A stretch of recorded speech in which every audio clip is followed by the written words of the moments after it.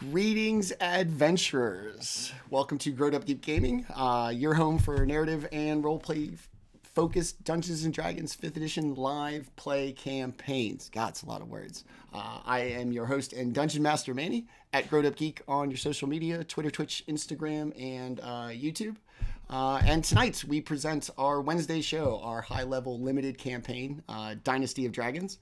With me, as always, and by always I mean for 3 episodes now, I am joined by the Chaos Crew, or as I call them when I don't want an aneurysm, the Wednesday All-Stars.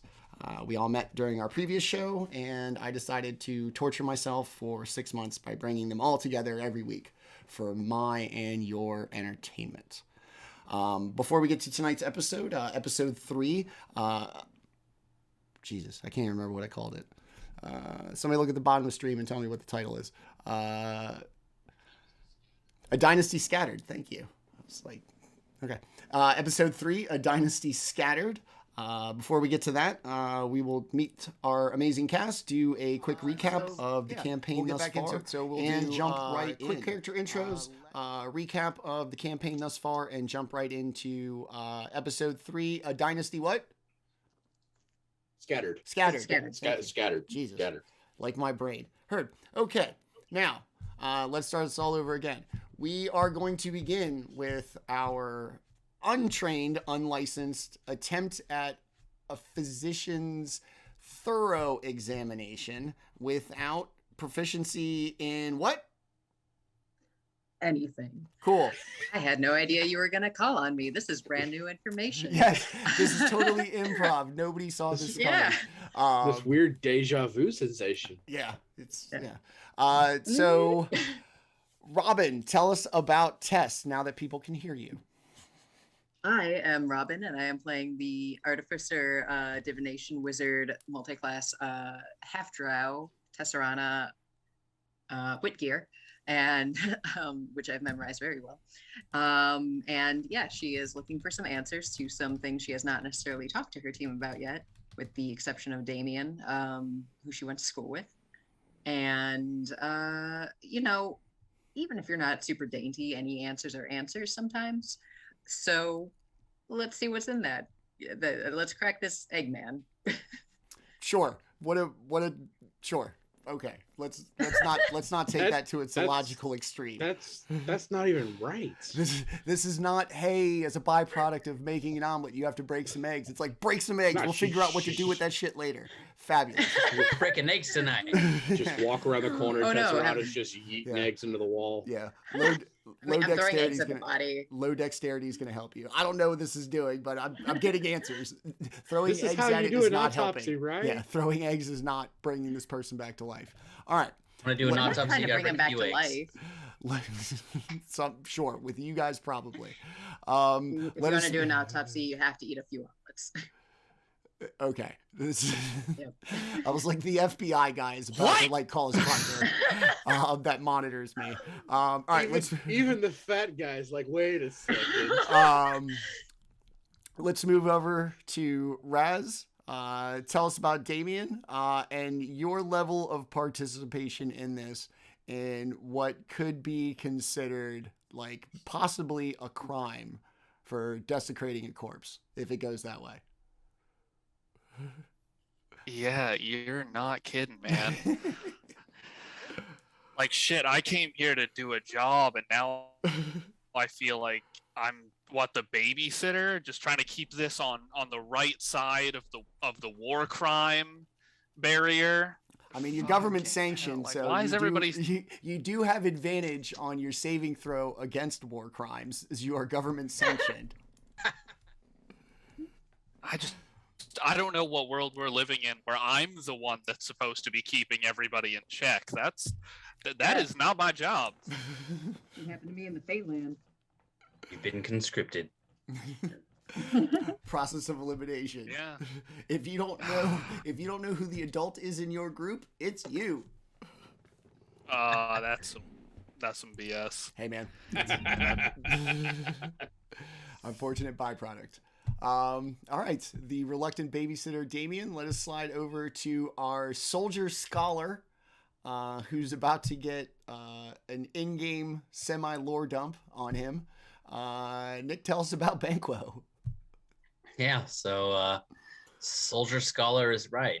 Banquo is mostly interested in information. He is a half-drow lore bard hexblade warlock. He gained his pact by getting a little bit too deep into the lore. He has some missions of his own going on during all of this, and he is just ready to rumble. Okay, rumble with some books. All right, love it.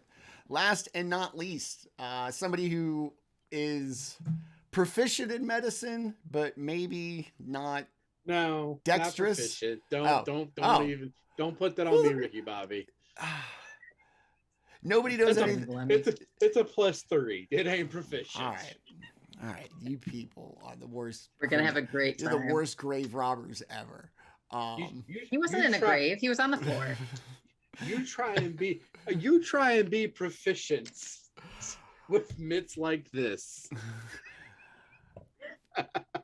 With mitts like this, who needs enemies? Yeah, our giant, like literal giant, not literal giant. In D&D, it's hard to be a literal giant. Those are things.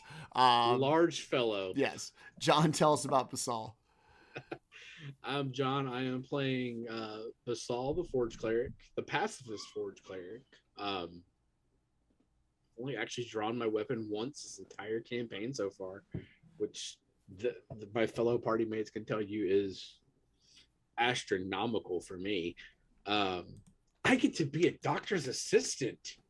This is going to be fun. This is very much a who's flying the plane situation, because I think we both think that we're the assistant. Wait, who's in charge? Yeah. Shit. All right. So we're losing him. This is he's dead, Jim. The shocking grasp. All right. So this is the group I assembled for myself to do this.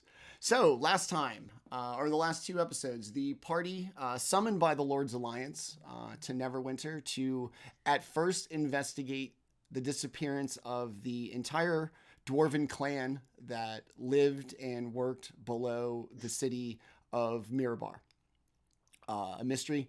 They saw something, were talked back into going into the mines, and have all disappeared. As the party investigated that, they came across the ruins of Mirabar that had been razed to the ground, burned entirely scorched earth, not a living soul to be found. The party descended deep into the earth, into the deepest that even the Dwarven clan dared to dig. And through a mine, they discovered what we've called the Dragon Vault. It was a giant room built hidden underneath Mirabar that contained some mysteries, at least one dead body, one potentially missing individual, a missing artifact, a mysterious lead veil. What else? What else was in there? Oh, yeah. 80 red dragon eggs were also in the vault. I don't know how that slipped my mind. So there are 80 red dragon eggs, 9 of which hatched when the party was there. Very proud of them for realizing discretion, sometimes the better part of valor. And after quite an extensive effort to kill 2. So how many of you guys down? 2 of them? I banished 2 of them too. Yeah, they came back. I mean, they come back after a while, but yeah. So I deserve a cookie. I used spells. They escaped, tried to carry one of the dead dragon corpses out, but just as it passed the threshold of the vault, it just disappeared and turned to ash. The party, not wanting to find out anything else, sealed the vault door, made their way back to Lady Gwendolyn, head of the Lord's Alliance, to inform her of what they had seen.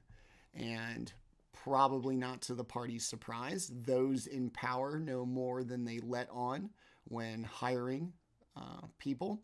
And most of the news, at least as to the existence of a dragon vault, did not come as news to Lady Gwendolyn.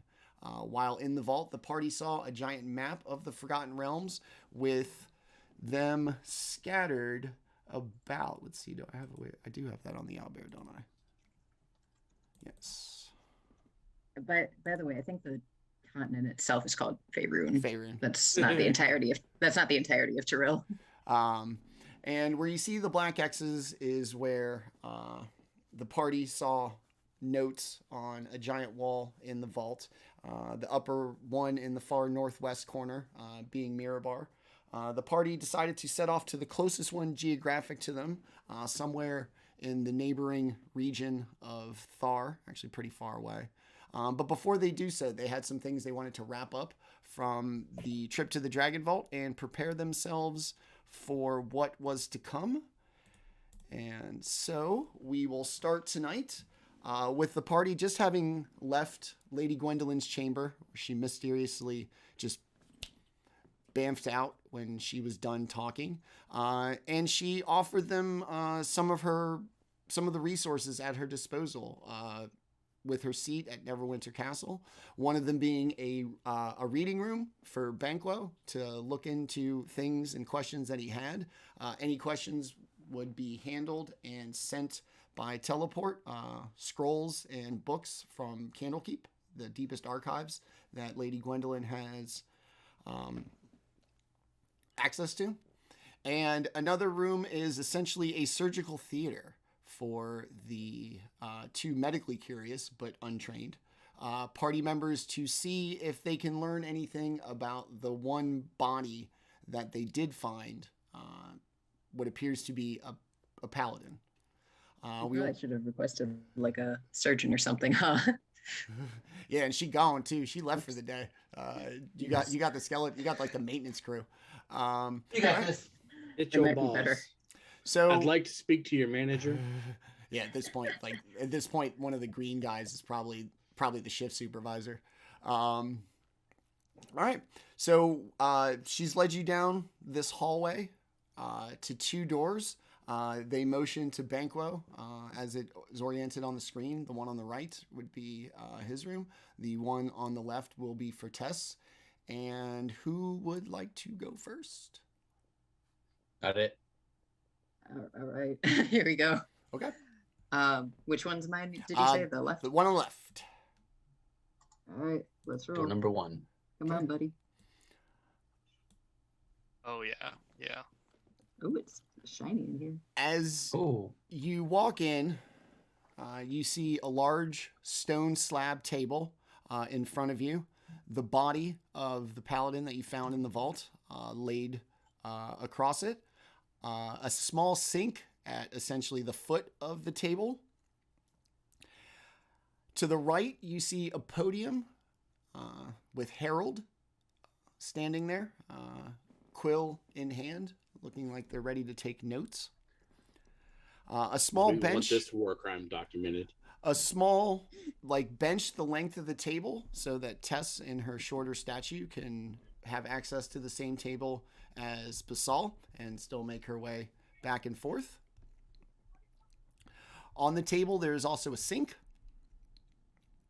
And just before the little bench is a table with surgical instruments, magnifying glasses, jars, anything that a physician practicing more of the scientific healing than the arcane would need. Off on the perimeter of the room, there are giant vents just belching fire. The room is hotter than it was in the mines. It is oppressively hot, and the flames just kind of keep blowing up. Harold stands there undeterred, probably unknowing, as everybody kind of enters the room. Could I just to Harold say, can I just ask why the room's a little on fire right now?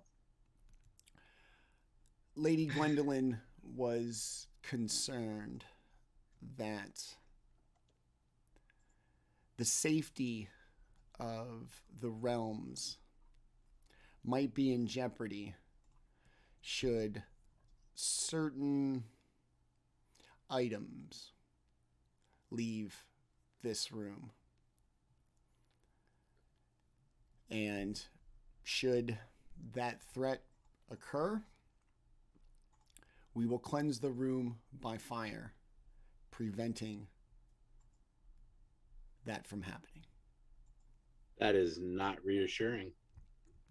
Everything will be fine when you have learned all that you can. We will do what we must, but in a more reverent and respectful way. Well, she's prepared. I'll give her that.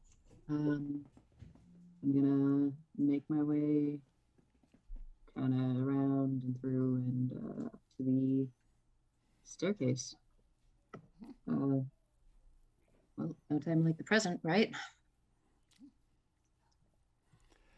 And then Daemion and Basall, while Tess makes her way in and, kind of, I guess, cracks the knuckles and kind of shakes loose to do something you don't know what you're doing for. You might as well get limber. Yeah. No reason to cramp up. I do have some alchemy background, so it's like I know a bit about how the body works. Oh, this is a chemical. Yeah, thanks. Yep. This is a dead body. Yep. I have a scalpel. I have gloves. I don't know what else I could do here, y'all. I got it. The whole thing dead. I'm gonna fight every one of you. Stop bullying her. All right. I'm gonna wait on my assistant here. Say Basall will step up to the table because he's going to be on the other side because he can reach everything. Yeah. And he's going to take a glance at the body and then look up at Tes'serana. Do you have any idea what we're supposed to do with this?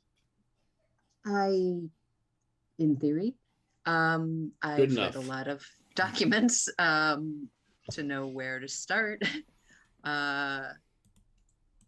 And I should stop stalling. This is important. So she starts kind of preparing and cleaning the body, and then Basall's just trying to get the gloves on his giant hands.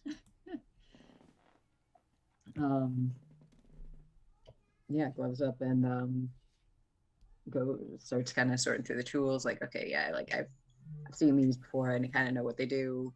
Probably can I kind of piece together from my own tool expertise what the purpose is, and Sure. Still kind of stalling a little bit, but starts to vivisect the very old elf. Okay. Daemion, what are you doing during all of this? You just a curious spectator, a morbid spectator? Yeah, at this point, I'm just observing unless something comes up, I'm not qualified to be in this room. It just seemed like the more interesting option. There's something to be said Fair. for knowing what you don't know. All right. So as Tess cuts into the body, the skin, no kind of elasticity and bounce back. It's like pressing into a very kind of elastic candle, as you would just kind of press into it and it would just keep going and going and going. It's waxy. It's kind of fatty, not really like the feeling of flesh. And as you push way down deeper than you should before actually making any kind of incision, like from the inside comes just this waft of fetid meat as it just comes up and hits you. And it's so just powerful that you almost swear you could see the smell. Just the cloud comes up. And after a couple seconds, you look in. It looks like the inside of a rotted pumpkin. Strands of sinew, tissue just hang loose inside the rib cage. Everything. You have a basic concept of anatomy, Tess? More or less like, hey, if you want to make healing potions, you should probably know what the end result is supposed to look like Okay. for who needs them. As somebody with a basic anatomical knowledge, you would know the body and the organs packed kind of tight. Everything's in there where it's supposed to be, pressed in, efficient use of space. Everything in here looks like beans inside of a can.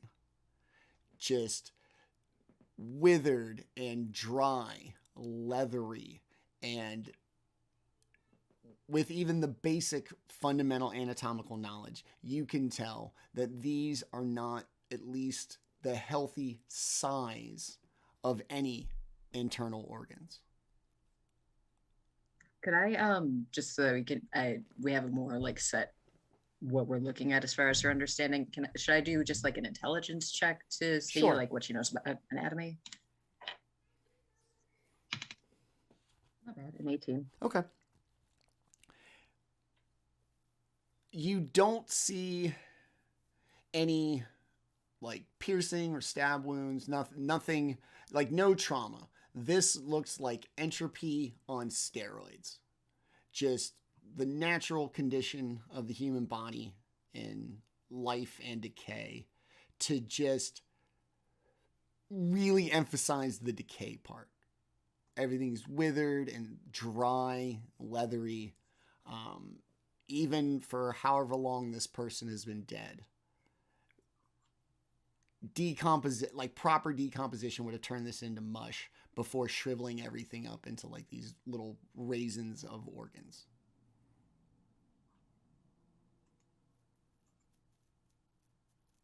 Man, the FBI guy listening to you or looking at your search must have had a field day while you were researching this. You just put 5e at the end of any Google search and hopefully they leave me alone. Always worked for me. So far they haven't kicked down my door. Fucking Customs and Border Patrol. So, the smell is unbelievable, and even Harold, this kind of stoic, odd, socially awkward figure, even kind of maybe takes a step back as, are you dictating things out loud? Yes, very much. Okay. Like very methodical. This is where I'm cutting, this is what I'm witnessing, that kind of thing. This shit stinks. This shit's fucked up. This Yeah, shit there ain't is one part right. where it's just, was this said longer than we thought? Somebody light a match. Harold's scribbling furiously, keeping up. Anytime you would pause to think that maybe they need a little moment to catch up, they're always stop scribbling and look you dead in the eye, ready for you to continue. All right. Yeah, I guess Tes'serana's next step, like if this is overall what it looks like, is seeing if, how do I put this? Does there seem to be a part where it's deeper, like a source to this?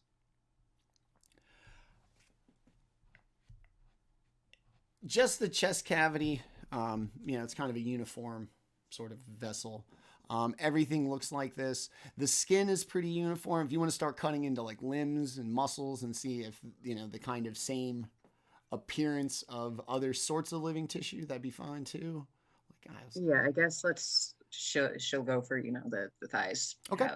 Have a sample size. All right. Give me an intelligence check and we'll cut over to Banquo, who has been shown his reading room. As you walk up, the large green skinned bodyguards open the door for you and reveals reveals what appears to be a kind of like lordly reading room. Several bookshelves line the far wall, a bunch of desks with magically lit candles on a bunch of kind of head-to-head desks. And at the end of the kind of faded purple dusty carpet, like everything else in this castle, this room does not appear to be well traveled. There is a table with like a kind of blue arcane glowing rune on it.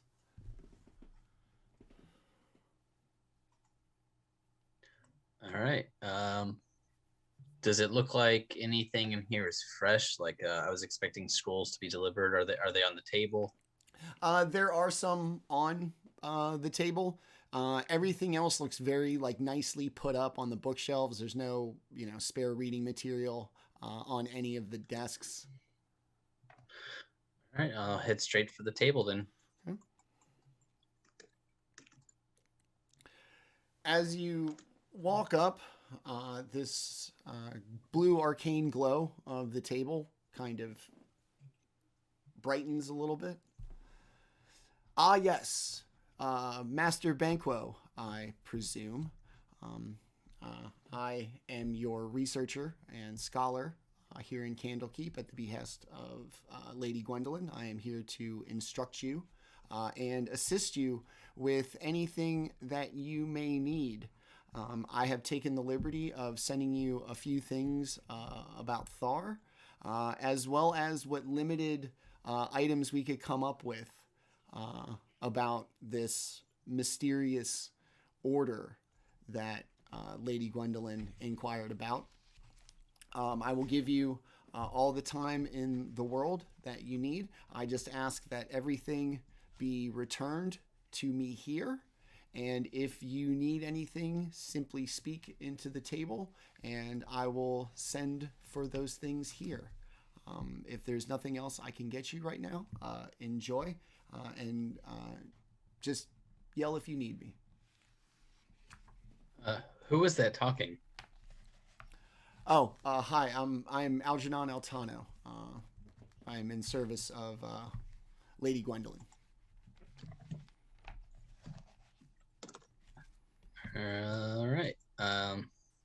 So I'll look through the scrolls and stuff that's on the table that they've set out, and specifically I'll be looking for the word dragon and any language I understand, which is just common, Elvish, primordial, undercommon. I'll try to do like a quick rifling through to kind of sort things out. I want stuff about Thar in one pile. I want stuff about dragons in another pile, that kind of thing, just to kind of see what I'm working with. Okay. There are quite a few scrolls, a couple of books about Thar. It's a place that exists currently. It's pretty far, but still. So it's pretty up to date as far, and not really based on like rumors or like ancient text. They sent somebody out there, asked a bunch of questions, wrote it down, came back. It is with you will see that its kind of relationship with the Lord's Alliance has been rocky of late. There are some missives about Lady Gwendolyn in particular trying to kind of bring Thar into the fold with the Lord's Alliance. And it doesn't seem like they were very receptive to that. It does not. In a couple of the missives from Lady Gwendolyn to the mayor. Hold on. 1 second. I'm going to put it in chat just to make it easier on everybody. Yalrajak Roxon is the current mayor of Melvaunt, a town in Thar that Lady Gwendolyn reached out to in the hopes of bringing them into the fold with the Lord's Alliance. You will also find out that Thar is a major city for smithing, gem cutting, and just general manufacturing that would have made it obviously not an equal kind of rival or on equal economic power as Mirabar. but definitely somebody who has stood to benefit from Mirabar's destruction.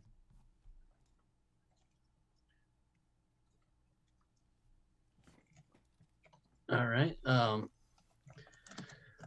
Sorry, I write notes. Then so yeah, that answers a couple of my questions. Are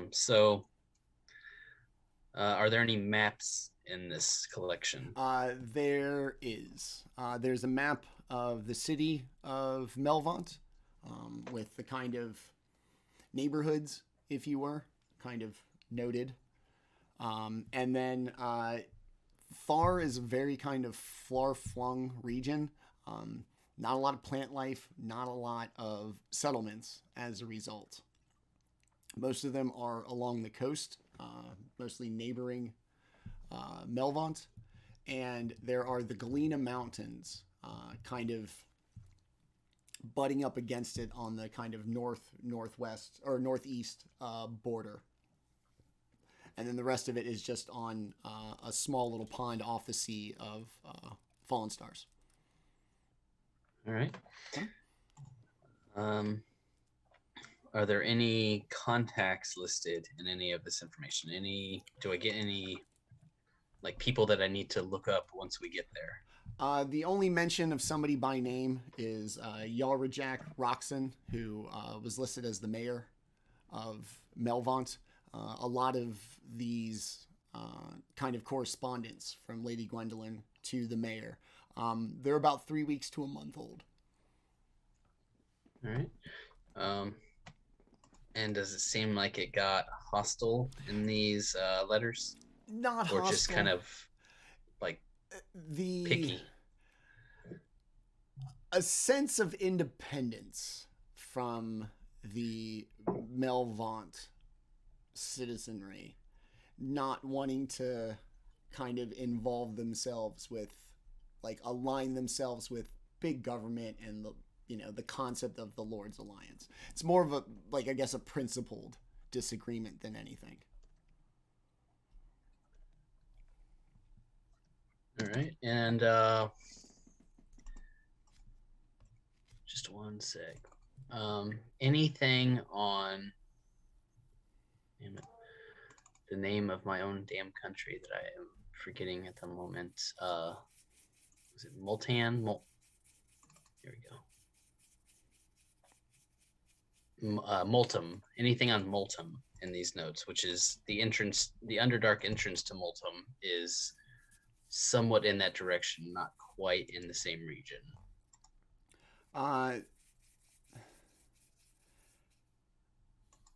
It does mention in one of the missives from the mayor to Lady Gwendolyn that they would be more inclined to maybe align with the Lord's Alliance if the Lord's Alliance was willing to send troops to help with what appears to be a drow, ogre, and orc problem to the north of the like inland, essentially, from Melvaunt. Okay.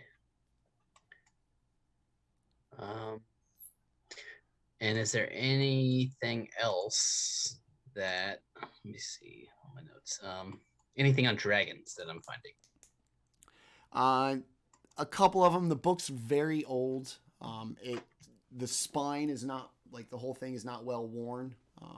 Probably not a lot of people have read it over its existence. But it basically outlines something of the plan that the Lord's Alliance put in place as far as the Dragon Vaults went. And what was the nature of this plan? That can I discern the nature of this plan? The word safekeeping comes up quite a bit.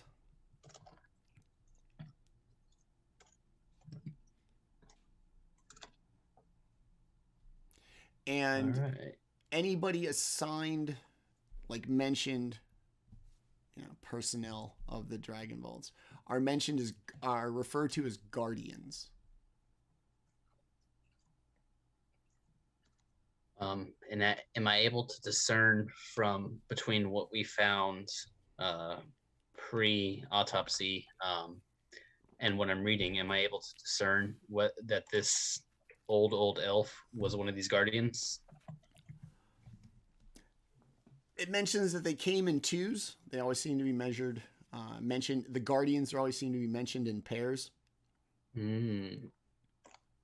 Okay.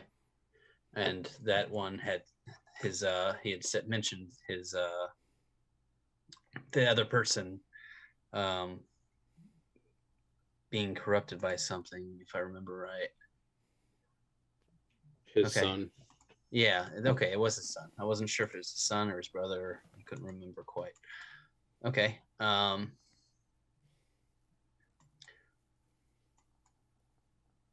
Anything else that I find that's important? I feel like that's about as much as I came here specifically looking for. Is there anything else that I should know that I found in these books? Book scrolls, etc.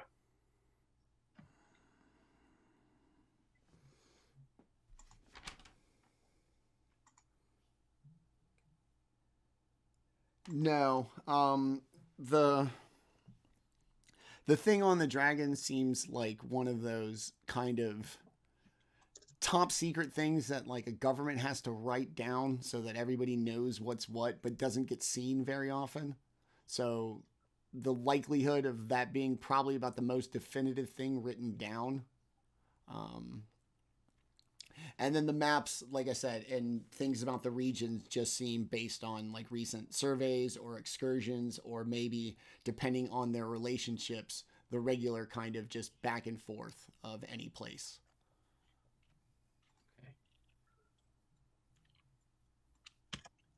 All right.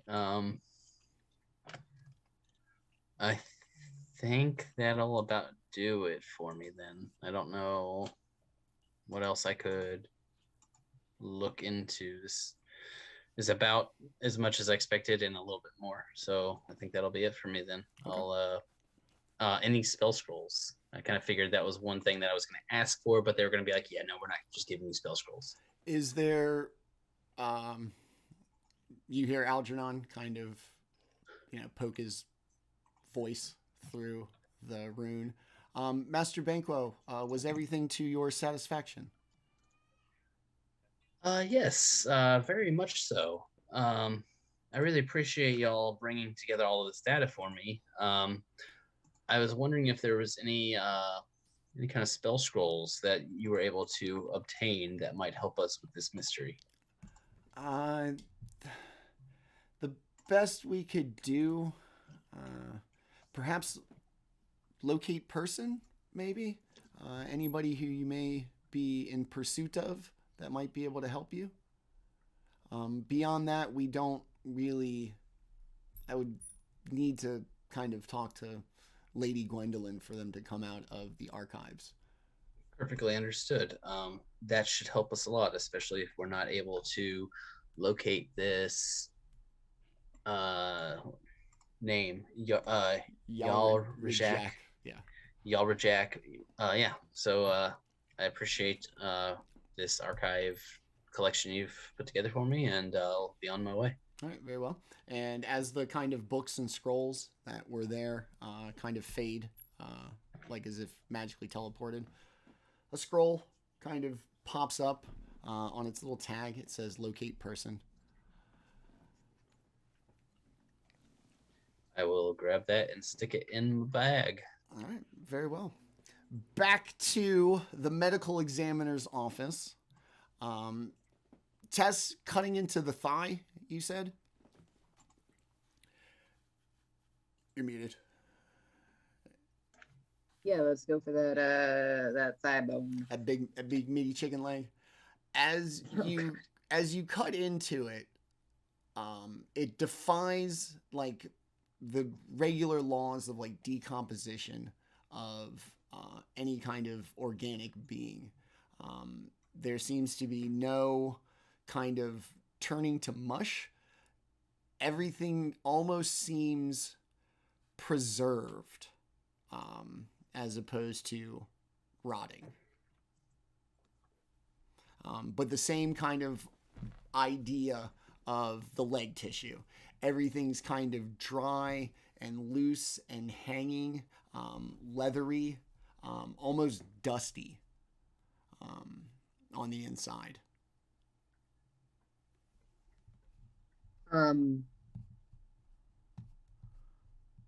I rolled a 24 on the intelligence check. I think I'm going to use a flash of genius to make that a 29. Okay. And essentially what I'm kind of looking for is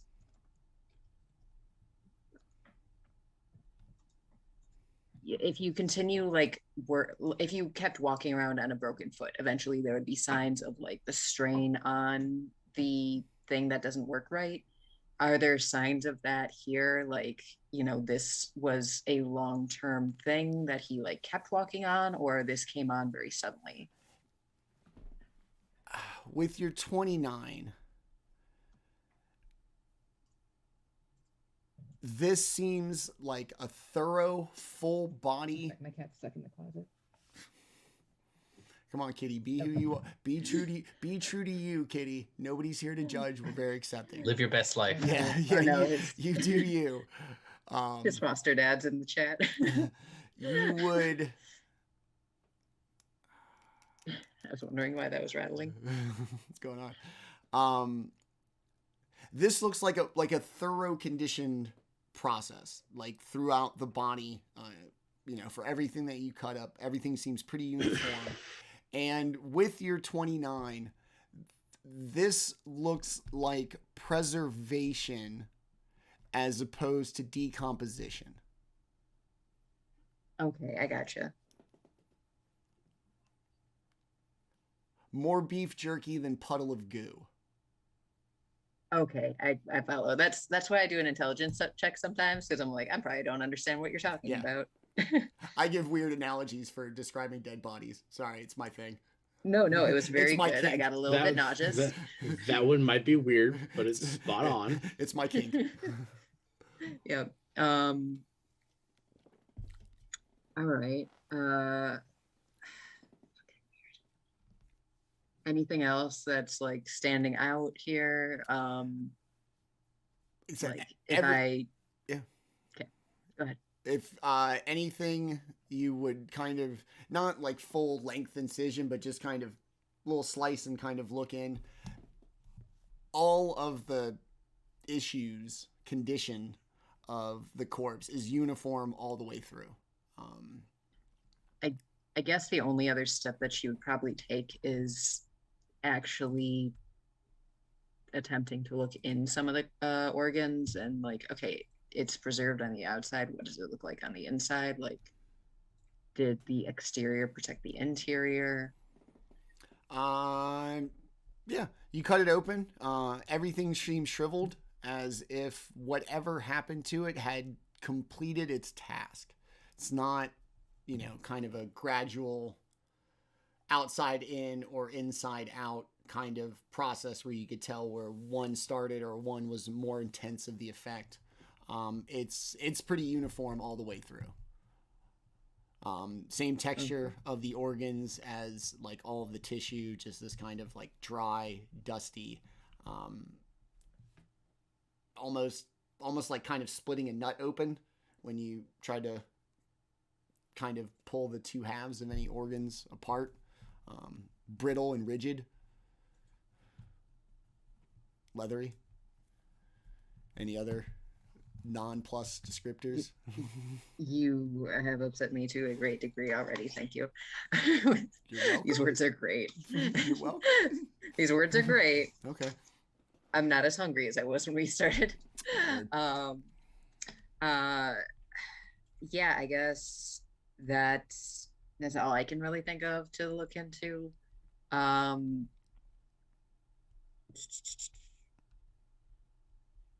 Would, like, since she's trying to actually figure out, like, all right, what's the source of this? Would it be like an arcana check or a medicine check or both to like kind of figure out if this is like disease versus this seems intentional, so I'm leaning more towards arcana. Sure. Like history, like, hey, is this like a known weird thing that people used to do? I had 26.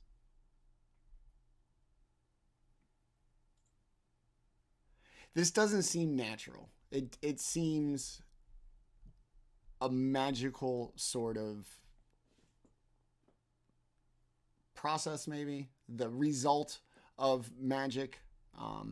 Just too much here doesn't make sense along like the normal things for a natural body.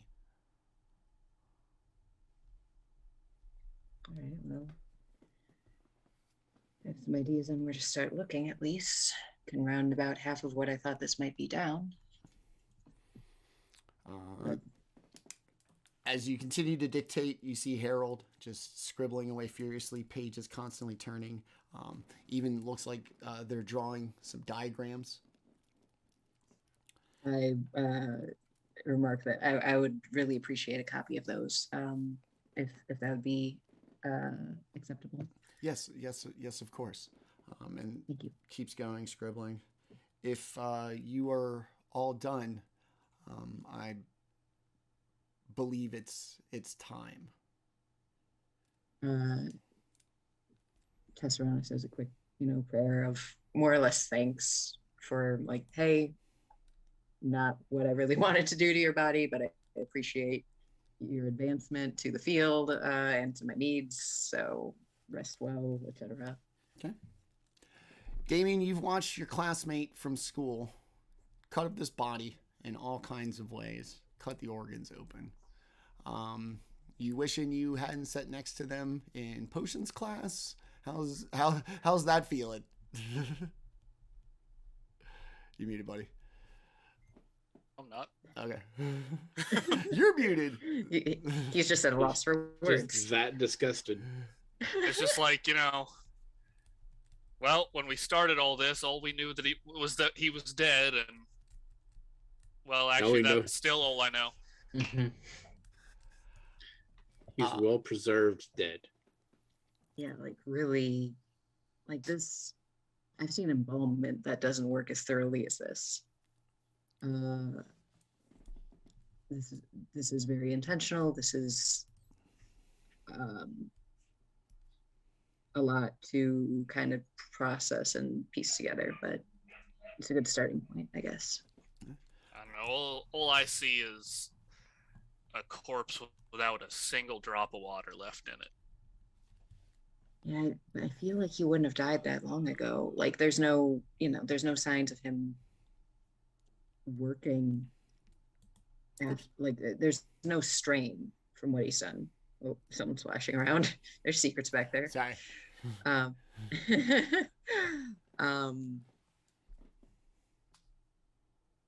I'll have to go over the notes for a while and try and figure some things out.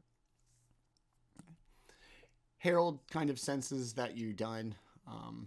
Really looks like Daemion's overjudging you. Just all right, enough. Basall stood there, did your best to help.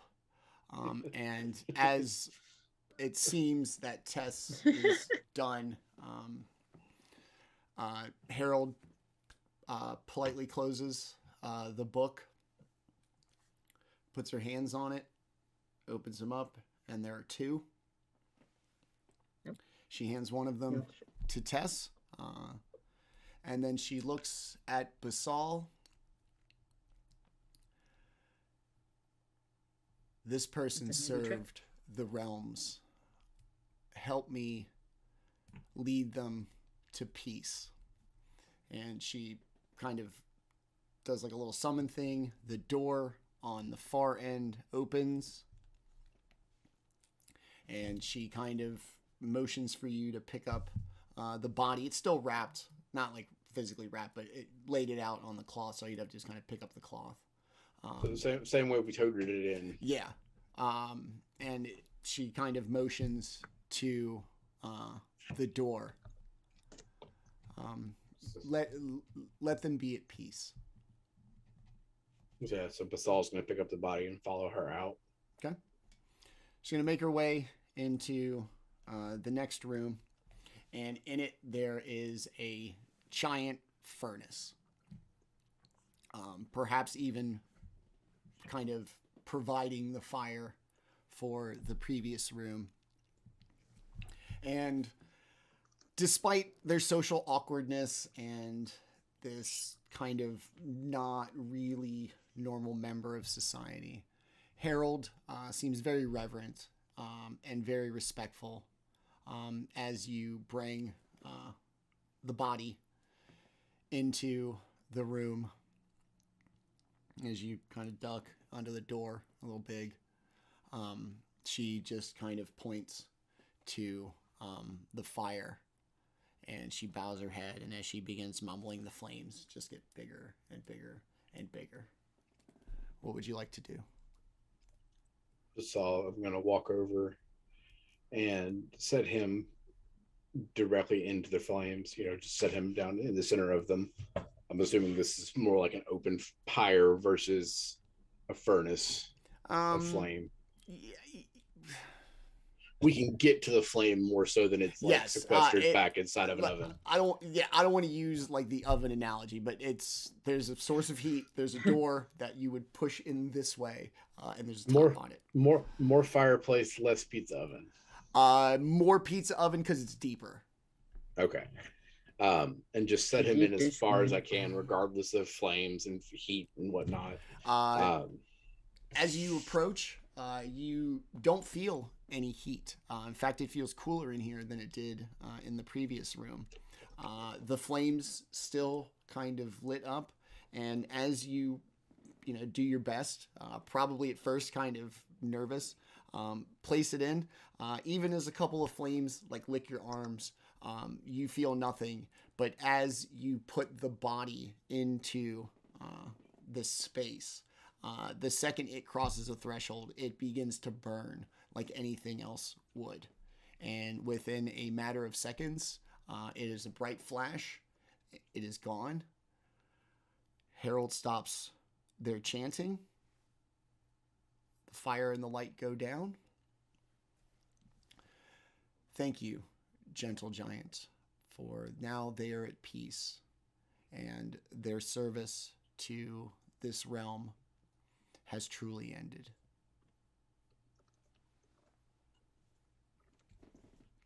So hopefully now they have peace, because they definitely did not have that laying where they were. She makes her way out to Tess and Daemion. If there is nothing else, it's probably best that you sleep until the morning, and then we shall see what you would like to do in the morning. I must return to Lady Gwendolyn, but I will be back just after daybreak. And she makes her way out into the hallway. What would everybody like to do? Take a nap. Huh? Your character. I'm going to role play this one hard. I'm going to role play somebody who could use a nap. Yeah, what would everybody like to do? I just watched Tess, just because it wasn't even an autopsy. There was nothing to be learned that we didn't partially already know. Not really true, actually. We knew that their body had been preserved, and that when things left the field of that magic, that they sped up to where they were.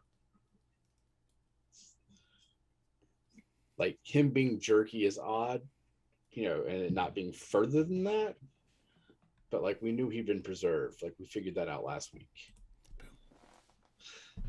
I think that we hadn't really figured out like the extent of it, though. Like, Tess feels like this was valuable information. Like, valuable information. Either way, Basall's like, wash my hands. Absolutely, yeah. I'm done with this. Tess is also I need to wash my hands. I need a beer. I need a drink. I need to go to sleep. As they're putting the body to rest, Tess has been doing like all the cleanup, going through due diligence of like, nope, we're gonna leave this room like we found it. Like, I'm not just gonna leave my mess here. We found this room, it had a dead guy in it. Oh shoot! I say we cleaned up Keep it cleaner significantly. than Roll you for got there. initiative. I say we cleaned up significantly. There is not a dead body in here. That sounds pretty fucking clean to me. Yep. All right, you polish up. The heat of the room kind of starting to get to you. You've been in there for a little while. It's late. You've had quite the full day of red dragons hatching and dealing with people who hired you, who knew exactly what the fuck you were going to run into. Blah de blah. Harold makes her way out. She kind of stands there at the door expectantly, waiting for you to make your way out. Like she's got to lock up behind you. So Harold did, and kind of hobbling my way out. Did you think that's not a word I should use for my own character? Sorry about that. Basall's Did just gonna you- pick you up and set you on his shoulder as we walk towards the door. Oh my Just we're going. Did you were there concerns that the body would rise again or something, like the precautions with the fire? We just felt, as somebody who had served the realm, and without definitive answers of what has happened to them, we worry more of a contagion than anything, or whoever did this to them might come back. Do you feel like you got valuable information out of what we've done? It is not for me to decide. I will turn over this copy to Lady Gwendolyn, and I will do as she commands. Fair enough, I guess. All right, as Tess and Basall make their way out, the door, which has been pretty easy to open, swings very nicely on its hinges. As you kind of push through and clear the door, it seems to very heartily shut behind you. Bah! Like somebody slammed it. Heavy, solid, and as it slams, you hear this rush of flame, and even through the stone and the door, feel an unbelievable blast of heat as the room was cleansed now that you are done with it. Oops, did I get everybody out? Yes, I did not have to clean. Yeah, I was about to say, whoops, I guess two of us are dead. GG. Go find some more allies. Why is it so hot in here? It's spicy. You find a rogue. Why where is he it just so waves through. spicy? Hey, you! I need you to help us with this. You're being conscripted. Banquo, as you kind of go through your scrolls and maybe, I don't know, kind of peek about what else is in the room. Even your room, you hear this rush of air, and a certain part of the room seems to be getting hotter. Like there's condensation that appears on other parts of the walls. And you hear this giant slam, this rush of something mysterious next door. And then probably the kind of rabble of your companions out in the hallway. All right, I will finish up the little bit of map copying that I was doing and eagerly rush towards the door to join them. Okay. All right. But I'll thank Algernon for his help and all that, being polite as I always am. Of course, Master Banquo. I expect us to work together quite a bit while you're in service of Lady Gwendolyn. And then I will head out to the hallway to join the others. Okay. It is very late. Like I said, you have had a very full day. What would everybody like to do? The castle seems pretty much empty. Harold's gone. You saw Lady Gwendolyn bamf out. All that seem to remain are these green-skinned sentries that seem to be placed at certain doors all over the castle.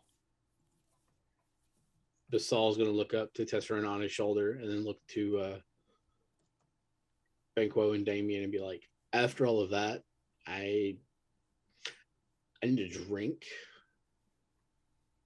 Do y'all know where we can find those? Do we need drinks? That's I don't know a off couple. my head, but I can follow my nose. What were you gonna I say? know a couple spots. lead the way. Yeah, right behind you. I'll see if I remember. So all we have is Basall in the front with Tes'serana on his shoulder pointing. Onward. Onward. Pointing with the cane to get a little bit more reach. Get it out in front of his face so he can see where you're pointing. Like, Tess, no, no. you make your way to kind of the servants' parts of the castle. It's a good kind of way to pass through the castle without having to go the long, formal way around. It too, dusty. Doesn't look like anybody's been in the kitchen in years. Not even to fix like a quick snack, much less like, serve a banquet for lordly guests. In the back, there was a small little storeroom that you remember that was usually stocked with really good wines and most often like some barrels of beer. And in there, it's not as well appointed as it was during your internship, but has instead been almost ransacked with just one feeling half full barrel still remaining. Are there tankards, mugs, cups of any kind You in could this room as well? You could probably find some in the main kitchen. This is kind of a storeroom pantry adjacent to it. So Basall's going to grab 4 cups and pass them up to Tess. And then he's just going to reach out and grab the barrel with his other hand and take it to the other shoulder. Okay, where are we going to go drink? Because we're not going to sit in the store. We're not going to sit in the storeroom and drink. You look over and Banquo's already like starting to sip. He's like, oh, we're not? Oh. Banquo is just on Basall's backs with the tap. We love to see it. Well, we could go. The library looked pretty clean that you were hanging out in Banquo. Yeah, there were some maybe tables and chairs. We could go over what you found. I mean, I know that the surgical room is very clean right now, but it might be a little warm. Seating is inadequate. We drink our piss cold. I mean, did they give us quarters? I don't remember. Yeah, Technically, they I don't think they have arranged for. Yeah. She had rooms arranged for you, and then then the facility Rooms prepared, you wanted to check workspace. Yep. Yeah. We need to go But if find we want to drink and talk, greenskin then- guards to find our rooms. Yeah, let's do that. All right. Back to the library. They're scattered about as they see you, like mugs in hand, kind of, doing this kind of deal in the castle. You can see one of them point to a circular stone stairwell at the end of the hallway. Tess, you would remember it from a place where interns would sleep if they were so busy that they couldn't make their way back to their homes. These rooms are actually dusted and clean and look unlike anything else in this castle. No cobwebs, no dust. Little small lantern already lit, providing both heat and light for all of the rooms. It's like they're trying to impress us. Making us comfortable, at least. It's more than So we've got the like spots I've worked. table, chair, benches to around near our rooms or in our rooms for all of us to pop a squat at. Sure. There's a little kind of common room.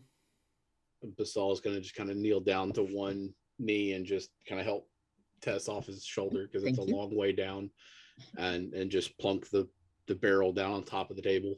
That way we can all get to the tap and nobody's bending over to fight with that.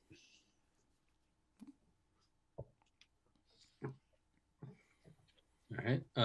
As we get settled in and get our drinks poured and get through a little casual chit chat, Banquo will pull out the copies of the maps that he's made of the Thar area, specifically Melvaunt, and say, this appears to be the situation. The vault is somewhere in this vicinity. We'll need to talk to the mayor, basically just rehashing what he's learned about. Here's where we need to go. Here's the problems they're dealing with in the north of Thar, and asking everybody what they think. Do we know how we're getting there yet? Do our characters know? Yeah, I think Lady Gwendolyn mentioned. Okay. Yeah, she did. Yeah, I remember Tess asked. Yeah, and I was trying to get horses, and they were like, "Oh, don't worry about that." Where we're going, we don't need horses. Yeah, we travel in style. Boom, we're there. Some say the journey is about the destination. We say that. Yeah, say just Basall stares dejectedly at his cart. If Lady Gwendolyn wrote The Lord of the Rings, it would be 3 paragraphs. There they went. There they were. Yeah. I sent them off. They came back 10 minutes later. No ring. Problem solved. We came, we saw, we left. Yep. I'm pretty sure if Lady Gwendolyn was in charge of that, she would have teleported Frodo into the volcano and been done with it. God. Everything's Lady good. Gwendolyn's the one that actually sends the giant eagles the first time. Yeah. Frodo of the no fingers. Yes. So as you kind of sit, hours pass. Everybody has kind of drinks. It becomes the deep of night, and the green-skinned guards that you, without being too specific, appear that there's at least 24 of them, all very large stature, impressive physiques, all similar but not uniform in appearance. You would notice about 24 of them just kind of making their way up and down the halls, standing sentry. They've dwindled down to just a few as the deep night settles in. What do they appear to be, other than just like, I think you've just been calling them kind of like green guards? They're large. I mean, you can give me a nature check if you want to kind of be curious about what they are. Is there one of them still around us? Natural 20. Oh, never mind. What's the math going to be? 30. They appear divine in origin.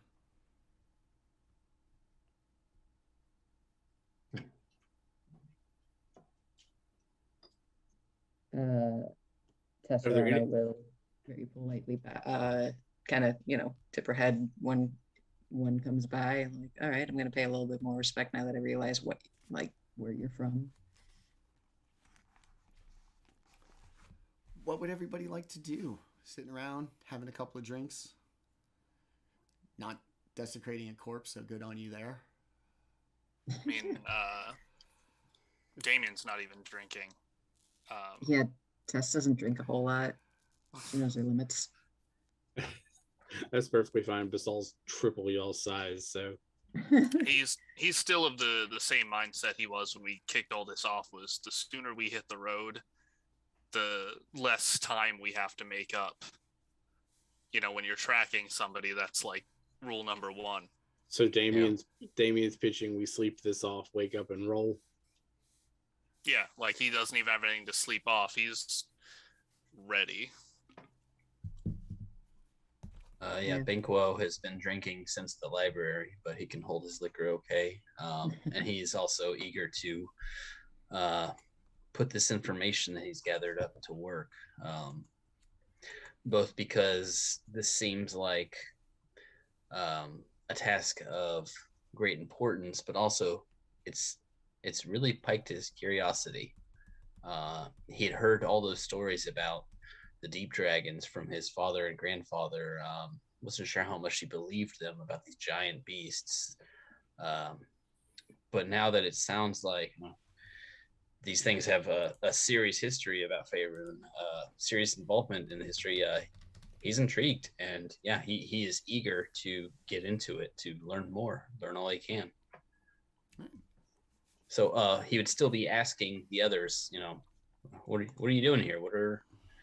What are your thoughts and dreams and all that? But really, he's internally, he's like, let's go. I want to find out. I want to learn. But he's trying to be polite. Tes'serana's mostly got like her head buried in the notes that Harold took of like, also joining in conversation, but very like, all right, let's get information. What's going on? What can I piece together? If anything, I think the most interesting thing right now for Daemion is the maps, which at least, trying to get a lay of the land of where we're going to be and get at least a little bit of a head start so we're not going in blind. Yeah, definitely. Basall does not feel like he is nearly as mindful as the rest of the group. So while y'all are going over notes, maps, what you've learned today, he's looking at the gear we picked up while we were in the cavern, going over his gear, kind of casting glances at everybody else's gear, like, does that need fixed? Okay, no, we're good. And drinking his drink. And he's going to raise the question that, so in the morning we should find Harold and set out to Thar. Is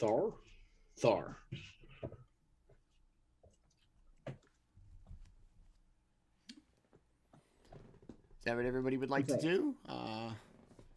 Settle in for a nice long rest? I don't think you all haven't had one yet. We've not. Okay.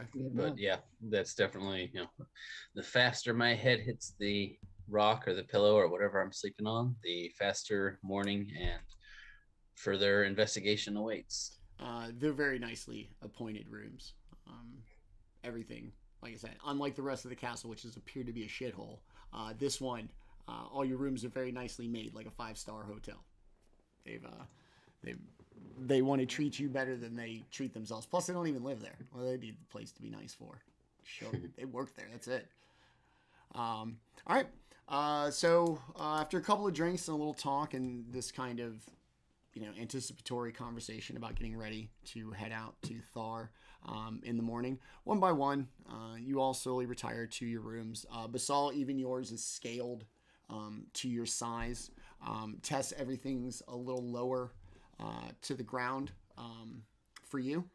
Make climbing in and out of the bed easier. This might be the room that I stayed in my first time around. It wasn't all that long ago. Give me a history check. Ooh, not good. 16. Not sure. Maybe it's the furniture from before. Maybe not the right room. All right. Everybody settles in for the night. And on that note, we'll take our mid-show break right there. It is currently 8:35 p.m. We're going to take about a 10-minute break. Come back after everybody's long rested and set out to find a second Dragon Vault in Thar. To everybody who's watching, thank you very much. To my boy DM Studios, thank you for finally tuning in. Appreciate you, man. I'm glad that you got to do it. Sorry you're at work. To our players, I hope you guys are having a lot of fun. And then to everybody watching, thanks for tuning in. I hope you stick with us to the other side of the break. And we will be just back in just a few. Hopefully you'll stick around. And we are back. Thank you for sticking with us. Before we went to break, the party engaged in their first long rest. Probably very necessary. Before they set out to Melvaunt in the morning to investigate the next Dragon Vault. In the morning, the castle, at least in your rooms, is very warm. And at some point, you just kind of, in your each individual rooms, kind of hear this awkward pacing outside. The large cavernous stone rooms or stone hallways The slightest little sound outside your room just kind of carries, and you hear this just. I mean, my long rest only takes 4 hours. I'm not listening to pacing for 4 hours. I've been waiting on you to get up.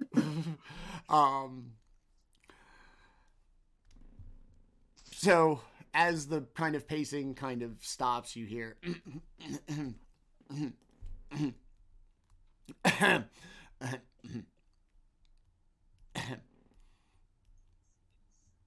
Very sleepy Tes'serana yells at the door. You can hear Harold's voice. Lady Gwendolyn has arrived and has a full schedule today, and she would hope that your desire to get out and help the realms outweighs your desire to sleep in. Just like getting up. Fuck off. Tes'serana's probably like already pretty well put together, honestly. Like she's kind of sunshine, all right, early to bed, early to rise type. If you wake me, you get an Eldritch Blast. Shower to the face. It's a good thing the alarm clock isn't a creature. Banquo, in the night, as you really laid in bed and processed everything that you read, the constant mention and research of Thar rang like the faintest of bells in your head. Why is Thar so familiar? And why was a lot of this stuff that I read already information that I kind of knew?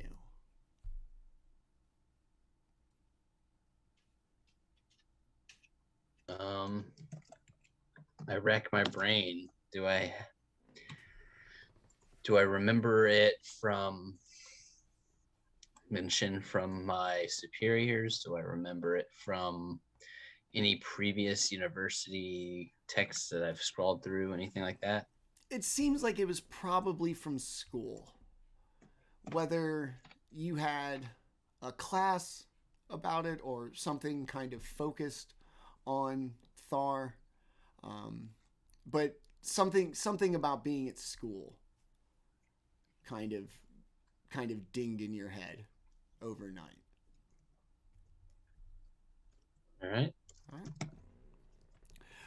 As you all kind of come out of your rooms in the morning, Harold stands there awkwardly, like they're wont to do. She has like a kind of scroll that seems a little too flimsy for her to actually be supporting. And as she kind of moves, her hand kind of gets a little further away from it. So it's just this kind of magically like floating parchment. And as you kind of come out of your room, she seems to be scribbling on it and not really like aware of your presence as everybody kind of comes out. But whatever she's doing, and so she's going to be facing you. The back of the scroll is what you're going to see as she writes on the other side. She's just furiously scribbling on this thing as you all kind of make your way out. Yes. Very, very good. Lady Gwendolyn will receive you now. And she kind of looks like she doesn't know where she's going. It kind of makes her way off in a direction, only to turn back around a couple of seconds later and go back the opposite direction, seemingly lost in the castle. She didn't know where she was going and disappears off down the corridor, not to be seen again. What would you all like to do as she kind of, buggers off? You're all kind of various levels of awake in the morning here. All kind of standing outside your room as Harold has summoned you to Lady Gwendolyn. What would you all like to do? I kind of wanted to see if I could maybe sneak behind her and see what she was writing. Okay. If you want to kind of try to make your way after her, give me a stealth check. If you want to kind of like try to sneak up on her. 16. Okay. She seems to be confused about her way around the castle. You are lucky to have somebody who has been here before, and Tess, who just kind of up here, here we go this way. So despite her kind of making her way off and everybody kind of standing there, she didn't get too far away from you. As you kind of, make your way and peek around the corner. She still just seems to be like furiously writing. I wasn't gonna like follow her to her destination. I just wanted to kind of see if I can get a glimpse of her clipboard or scroll or whatever, just to kind of see what's the deal. What's the dealio, yo? Mm-hmm. From a distance, you can't make out like exactly what's written. Their penmanship is really fine and probably very beautiful. But what you can see on this scroll, it's pretty large, about 18 to 20 inches. A size, got it. Is the kind of very ornate, like first letter that you would write to either somebody to impress them or, something along. This isn't just like a quick note between two people.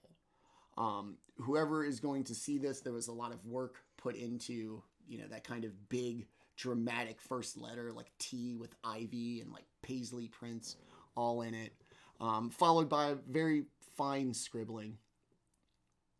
And then at the very bottom, in the very bottom corner, there appears to be a seal of some sort in gold wax. So out of curiosity, can I see what he's actually trying to attempt with his stealth, or do I just see him trying to catch up to her? Yeah. Unless you followed, he's just going to kind of look like he just buggered off. The corridors are kind of winding, so it's not like a big, long corridor. He's going to have to make like a right and then another right and kind of try to keep up. Like 200 feet of straight line where I'm like, what is he doing? Yeah, no. No. I just would have kind of like strolled behind her as though I thought I was supposed to be following her. And then once I saw what you told me and realized I wasn't going to be able to see anymore, I would just come back to the group. Okay. Harold's kind of aloof. You got, like you were close and then, kind of, oh, oops, sorry. And then went back and in her kind of aloof state, just carried on about her business, walking and just kind of feverishly scribbling on this scroll as you make your way back to the party.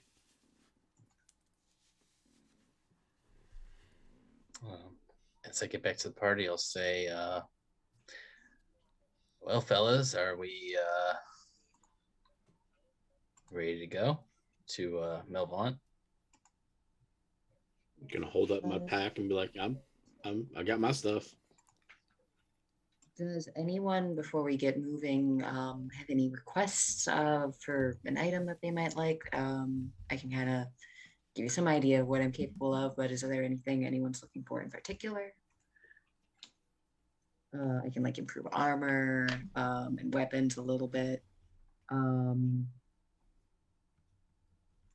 can make Helms of Awareness, make a concentration on spells a little easier if we're in battle, but I don't think we'll be in battle just yet.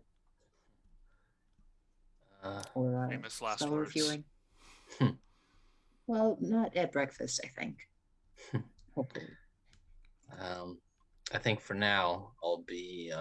I think I'm appropriately equipped, but I do appreciate your willingness to do that kind of work for this group. I think that'll be the right attitude if we're going to be facing some sort of odds that are for the greater good.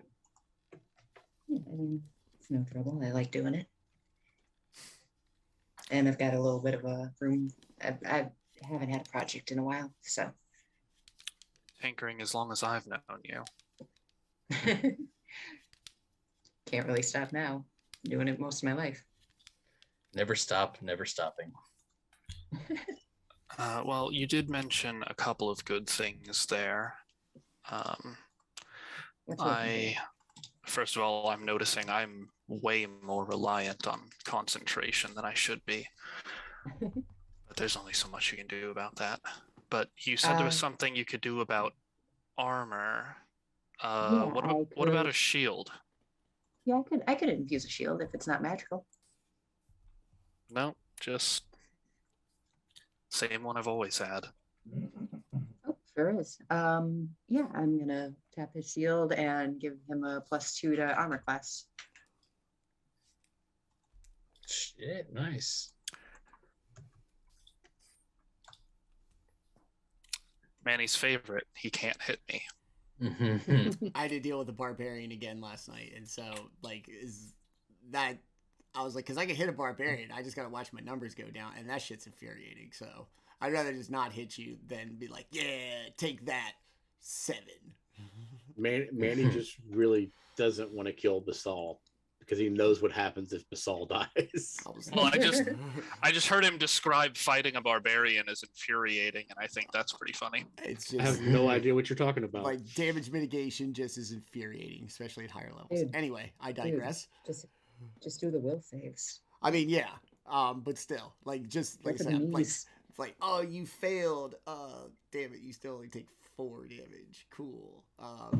Take control of them. Make them hit their party. I was to say, I was like, just hit him. You know, psychic damage. Hit him where it hurts. All right. Sorry.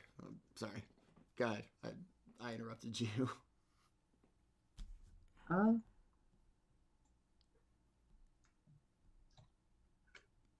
No, that was about it. Yeah, if anyone else has a request, I can do a couple at a time, but mostly just in the mornings. What sort of gadgets are you already using?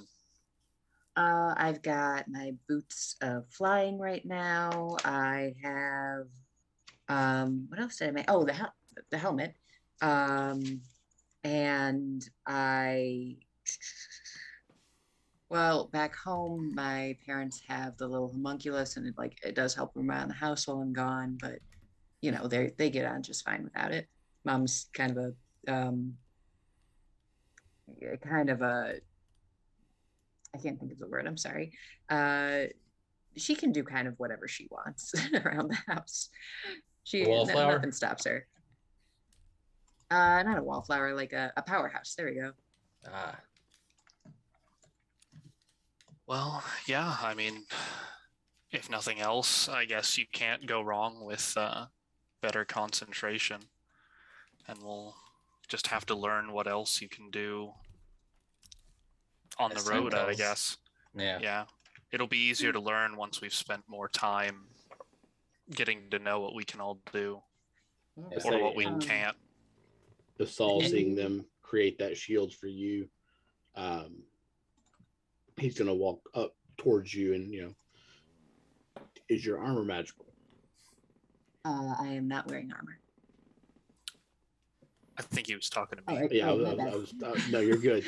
I had to stop and go, wait, was I talking to them? Who was I talking to? Yeah, I was talking to Daemion.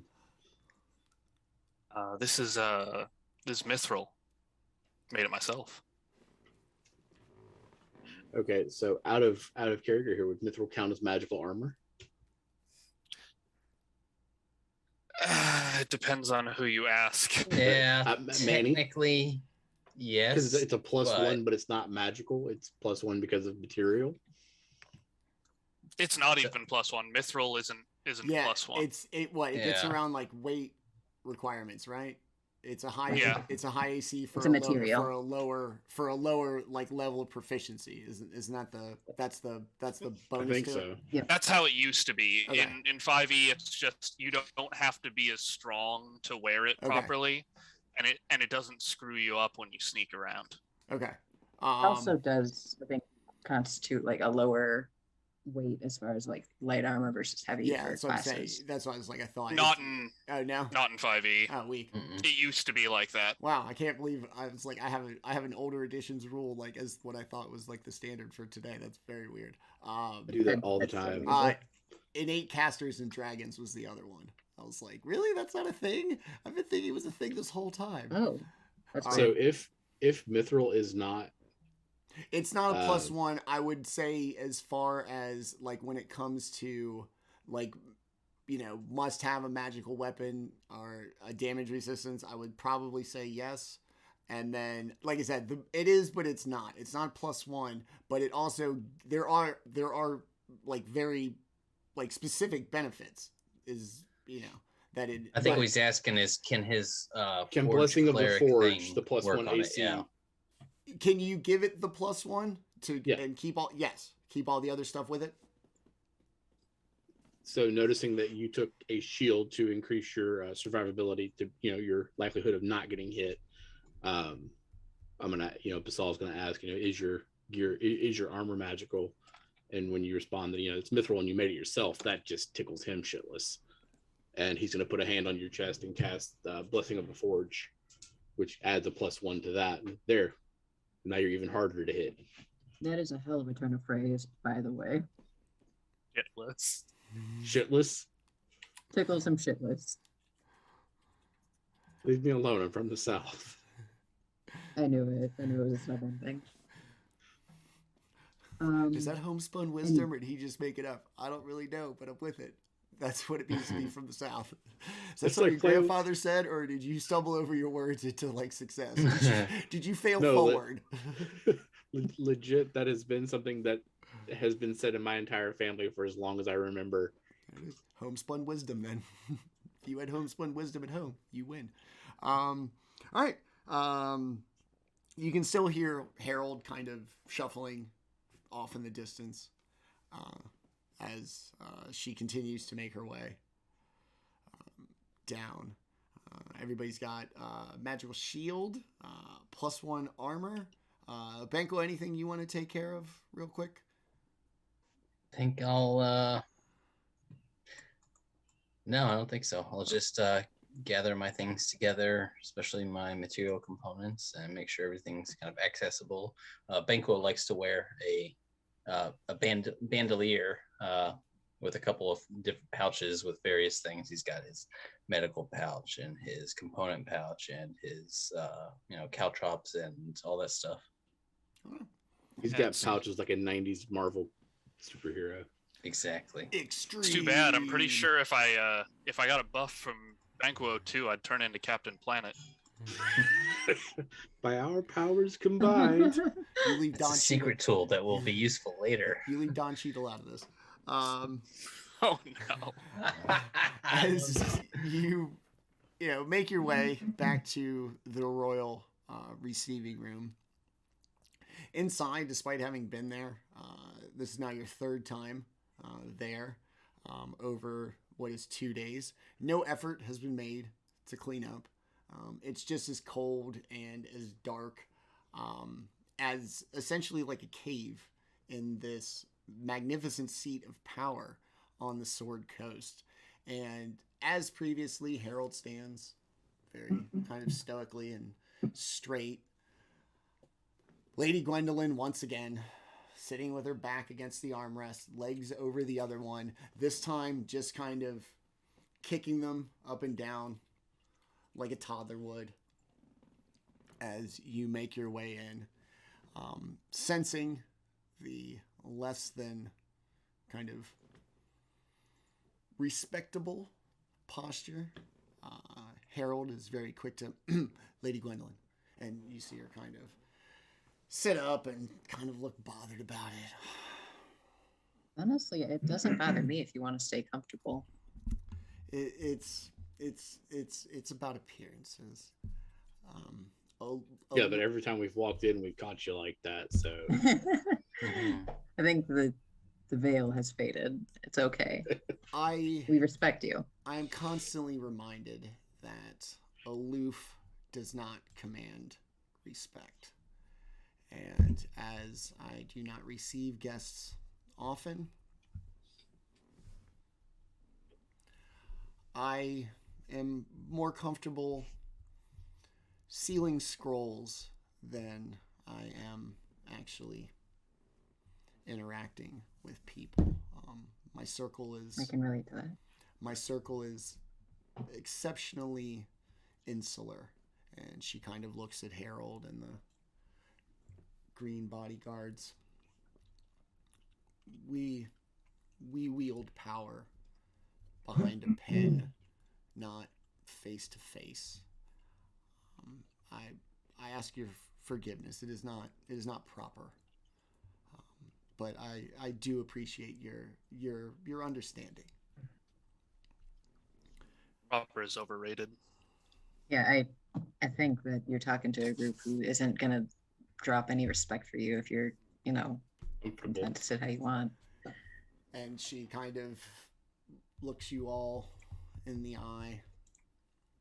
Looks at Harold. Harold. Do it. Can we roll a contested charisma check against Harold? Thank you. I'll win. People just don't understand Mood. the burden of power, and it's great.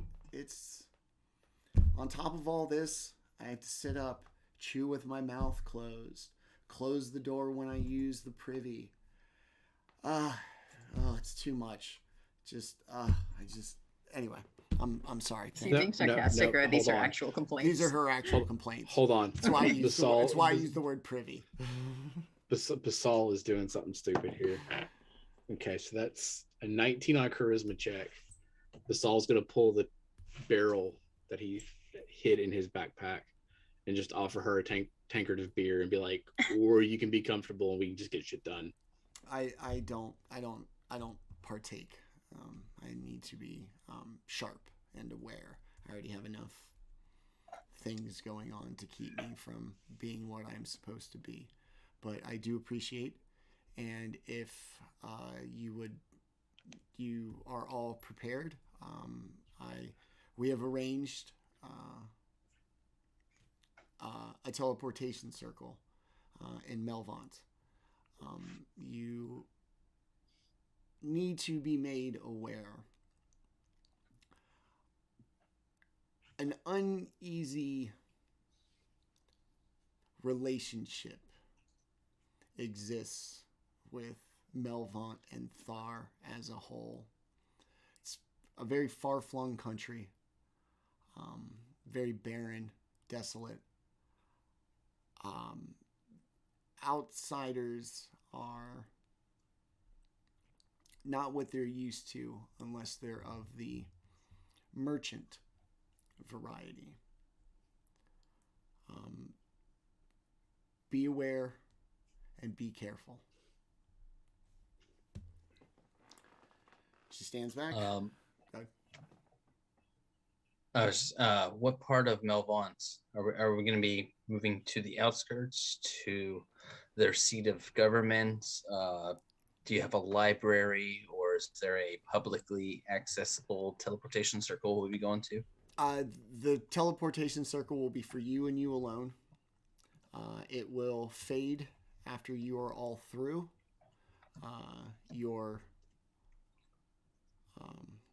The boxes are your way home, as always. But you will not return through the portal. Nobody else will come behind you, and nobody has been sent before you. For security reasons. I didn't mean to interrupt. I just wanted to get my bearings. Basall's going to pass that tankard to Banquo and look at her and is there a chance I can get a bigger box? And he holds it up and he's like, this was it.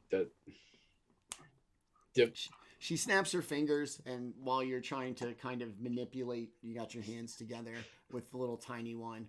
At the snap of her fingers, it kind of blows out to a proper proportion. Thank you, ma'am. Now I can use this more easily. Yes, of course. If there is nothing else, let you be on your way. And she snaps her fingers, and in a blink, no disorientation, no nothing, you find yourself in an empty house. Everything appears to be, the kind of front door, back door, little stone cellar as a pantry, but completely unfurnished and seemingly like abandoned. It's not, purposefully left empty. It's that nobody probably lives here. But all the windows are like sufficiently obscured that you can't see outside, nor could anybody see inside. And as you kind of all make it through one by one, this dark room is lit by this blue glow that just as you kind of come to, you see this blue illumination. And just as you realize what it is, it fades. And you're just in what seems to be an abandoned house, what appears to be the first floor.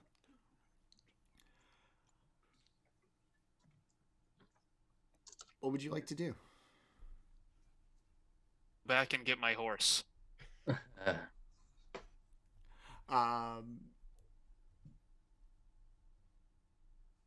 You make it back. Lady Gwendolyn apologizes. I'm very sorry. Little impatient, aren't you? And now she snaps again. You and your horse, as well as the rest of the party, is in the equivalent of the kind of sitting room of this abandoned house. The air of the house smells of smoke. That kind of odd metallic kind of sense in the air. You can kind of sense on your tongue. And everybody can hear a distinct but very soft ping, ping, ping, ping, ping off in the distance. Does it sound like a blacksmithing hammer? It does sound like a blacksmithing hammer. In fact, it sounds like hundreds of blacksmithing hammers. In unison. Not really. It's not choreographed, but if not, it was going to sound like high-pitched machine gun fire, and that's not helpful.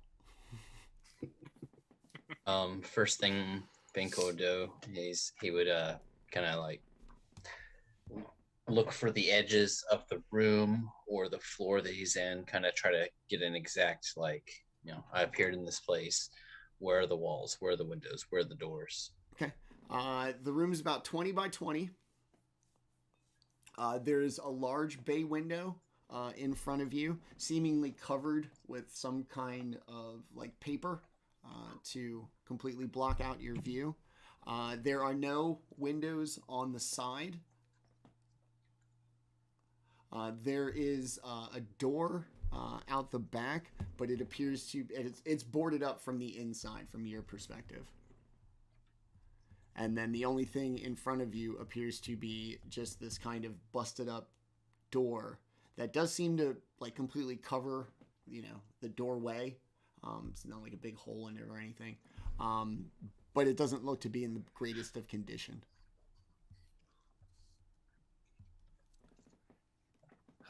Such wonderful accommodations, as always.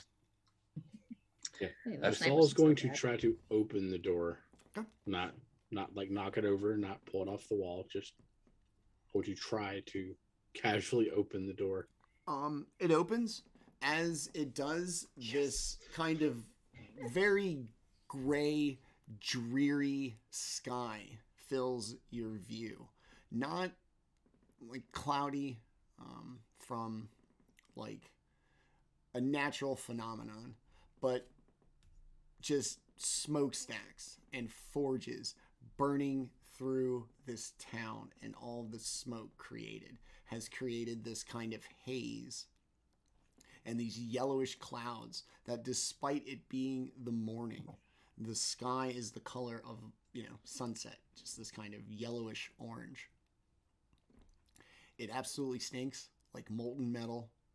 The pinging of hundreds of hammers about the town is deafening. And so let's go ahead and put you up. Boom. And Banquo, not used to the sounds, the smells, the reality of forging, is immediately taken aback by the smell and does not like it. Why did a dragon just appear on the map? That's Oh. that represents you. The little immediate party. Yes. With the dragon wagon. Yeah. So as you step out into the street, you look to your left, and you see the walls of the city. All of the buildings around you seem to be pretty nice. It looks like there's an effort put forth on the exterior to keep them from discoloring from the haze and the smoke of this industrial town. The cobblestones seem very nice. No big potholes, no puddles of mud, no horse shit on the streets. And so it would appear to be a decent enough neighborhood in most places, represented by the dragon icon on the map. So how this will work is everything's kind of adjoining, as you can see. You can go, to any adjoining number. That's a corresponding district of town. But just go one at a time. And then, obviously you all decide where you would like to go. And we'll see what you see. Could we try to ask around a little bit about Sure. the mayor's house? About what? The mayor, because this is where we're looking for the mayor, right? He's kind of the only contact that you have, and not by arrangement, but just by mention of correspondence that Banquo saw. Yeah. He would share So that with us. I'll say to the party. So if we want to talk to the mayor, Mr. Yarajak, Yarjak, yeah. Roxanne. Sorry. I wrote down Watson, but I knew it wasn't right. But that may be one way. But maybe we should get a feel for the town first before we start trying to burst into the local government offices. Well, yeah, I'm just saying, we should probably find out where it is on the way. Oh yeah, definitely. I agree with you. Because then we could also make that our last stop then. Yeah. Pretty short on leads. Yeah, I don't know where his office would be. I was thinking maybe we make our way towards, see if we can find the town square of sorts and kind of figure out a direction to go. Or maybe on our way it'll become obvious which way, the governmental buildings, the governmental quarter is. Yeah. In the meantime, we first need to find people. So I say we follow the hammering. Yeah. Okay. Hammering it is. All right. So you're going to make your way down this kind of main avenue towards the hammering. This next one that goes east to west is very heavily trafficked. It seems almost full of people, especially as you look down a couple of blocks. There appear to be huge throngs of people coming and going, with either wagons of armor or weapons or any kind of metal crafted item coming from this. I'm moving my mouse around you can see it. All around here is where the people seem to be kind of grouped up. Keep going that way. That's where the people are, then that's where the information will be. Okay. I want to be where the people are. as Yeah, I'm not trying to like make the decision. I'm just trying to make the conversation with the party. I don't mean to like impose my will or. Are you haha, trying to Nick's, see Nick's him the only one I dancing? care about. He going where he goes. Tough shit. So you make your way. The crowd just becomes like just hectic. People pulling carts, horses pulling carts, full of full suits of armor, piles and piles of swords, and others seemingly on their way to sell them. And as you kind of make your way into what appears to be the Smith's Market, you hear people standing on soapboxes in front of various stalls. Can't kill undead ogres and undead orcs without proper Melvaunt steel. We have the finest in the city. And various kind of variations of that as everybody tries to draw attention to their particular stall. But a common mention of undead, ogres, and orcs. I wonder if that's Undead. new. I didn't read anything about that. There was in the text something about this area having problems with ogres and orcs to the north. I'd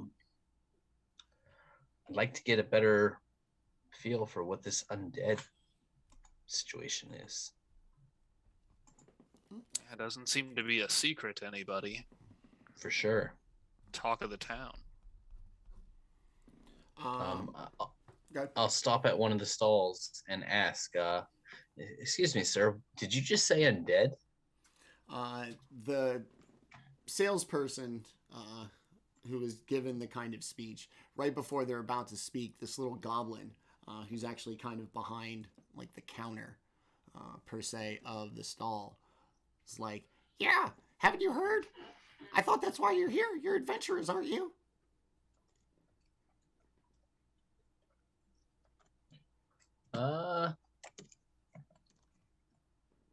Sometimes you find what you're looking for when you're on the road for jobs. He like you see him kind of peer over, eyeing everybody's kind of weapons. Daemion's nice mithril armor. Everybody's kind of, and he looks at you knowingly, like not curious, but like thoroughly examining what he can see. Look like adventurers to me. Town's full of them. They've been sending out all the invites and all the bounties in the world to bring us all these undead and orcs. Undead and orcs, are they working together? Are the orcs sending the undead? I thought the orcs were undead. At first, the orcs were helping us fight the undead. Now, it seems as if the orcs are undead. And they keep getting closer and closer.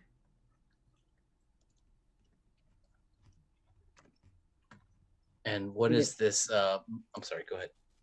Oh, I was just gonna ask, do you know if like it wiped out the orcs, or have you seen refugees? We don't drift outside. Look at these walls. Well, I meant, did anyone of them make it here? No, only thing outside of here is orc tribes. And even if they wanted refuge, they wouldn't get it. So you said they're getting. Thank you. I'm sorry? Well, they were helping you. Why wouldn't they get refuge?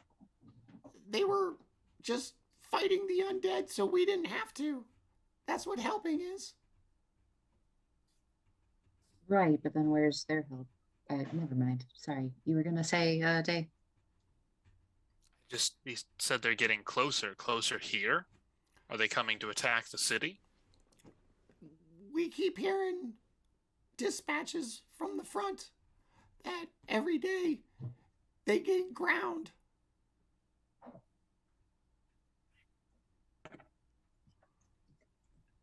And what is this about Melvaunt steel? Is this some kind of special steel, or is this just steel from Melvaunt?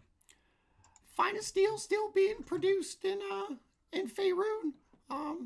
I'm sure you've heard about Mirabar by now. Um, sad business. Great craftsmen they were. But I heard no such thing. What's happened? Rumor is Mirror Bar's been destroyed.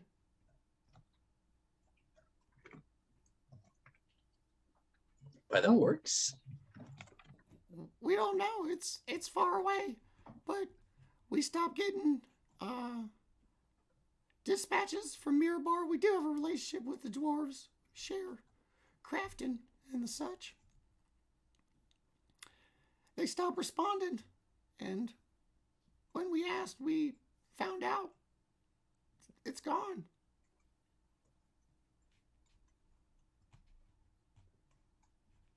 Sounds like we got dropped right in the thick of it. Yeah, you don't say. How long ago did this start? The undead problem, I mean. Last couple of weeks. Usually we just let the orcs and the ogres fight each other. And suddenly they stopped and were fighting undead. And every week they keep seeming like they're losing. Undead just kind of came like a horde out of the northeast.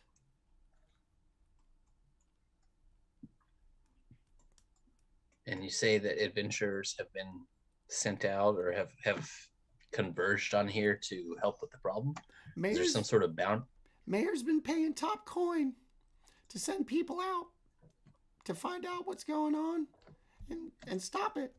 If you head over to the adventurers' quarter, you can't swing a dead kobold without hitting an adventurer thinking that they're going to come and solve all the world's problems. It's your lucky day. Which way is that?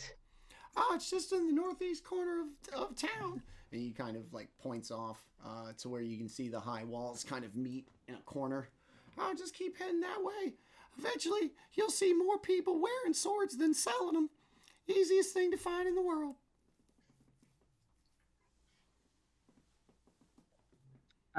Wait, he said the northeast corner? Northwest, I'm sorry. Northwest. Yeah. It's not even remotely true. Easiest thing to find in the world is trouble. Well, yeah, I mean, that wasn't true. I'd be poor, so I agree. Be fair, Daemion. I knew you were trouble when you walked in. Shame on you.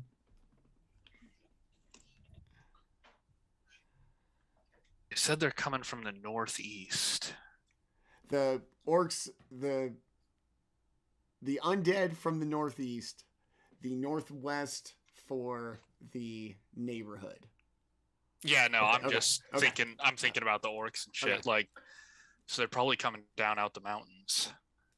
Yeah. Has there been any news from Glister or Holberg? We're worried about them both. Holberg's the one on the coast. Mm-hmm. Yep. Okay. Holberg in particular, because us coastal towns, most of the towns in Thar are along the coast. If they get to the coast, we're all doomed. Well, I suppose we should find out what passes for adventurers around here. Yeah, I'll turn to the group and say, Check the scrubs out. Yeah, I'll thank him for his time, but and then I'll turn to the group and say, I think we're heading to the northwest part of the town. Any other thoughts? No, I completely agree. Can't be a coincidence, right? Like, maybe that doesn't need to be said. And what's this that they're talking about? Mirror being.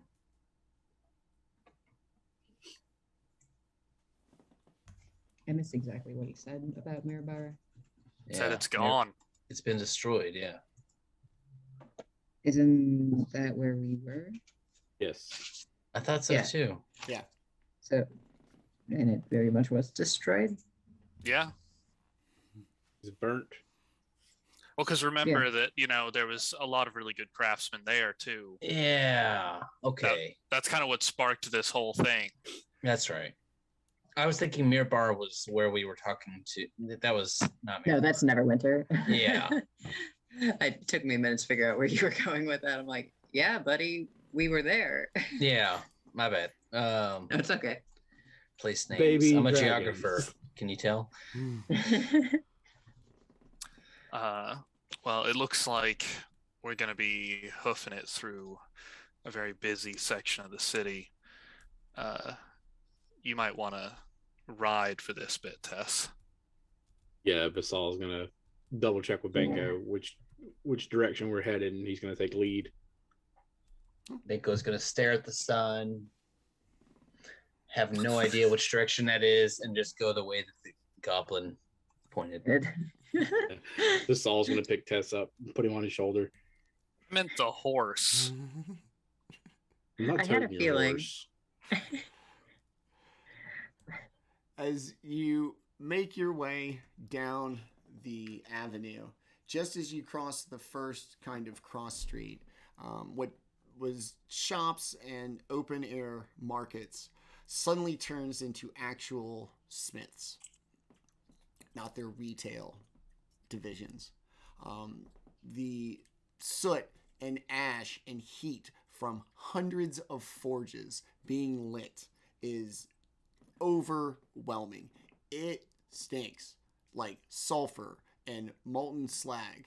It is unbelievably hot. The streets are muddy, but not from damp earth. And you just hear this incessant ping, ping, ping, loud as all get out as you make your way through this large section of town known as Smith Street. And Basall is just happy as can be walking through here. I bet. As you make your way down the streets, for those of you so inclined of the smithy trades, what would you be doing walking down these like significant city blocks where this is probably the wheel that drives the Melvaunt economy, as well as something that is held in quite high regard here? I am fighting the ADHD urge to just, veer off. And what are you working on? Well, what are you working on? Just to see, because every smith does things a little This is basically differently. your chapel. Right. Yeah. This is home to me. I'm like, you're talking about how it smells and the heat. And I'm just sitting here going, this is comfort. This is home. This is right. And I am absolutely fighting the ADHD to just stop and check out everything they are making. Like, I know we have a goal in mind, and I am fighting to keep that goal in mind. As you kind of bounce, like across the street, peeking in windows or into like outdoor forges, or maybe even, the occasional craftsman swinging a hammer against an anvil. One thing you do notice is that they seem to be melting down a lot of swords and fully crafted items, not smelting, bars down into forging that into something, but melting down swords into bars.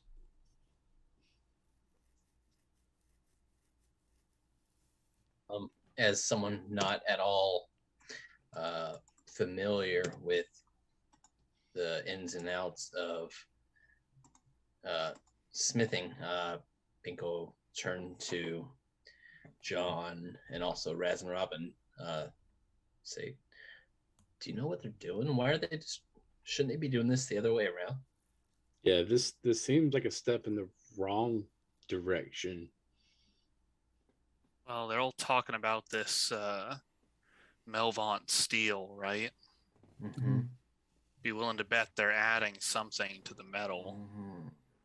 Could be. Otherwise, if they're having trouble getting, because they have mines too, right here?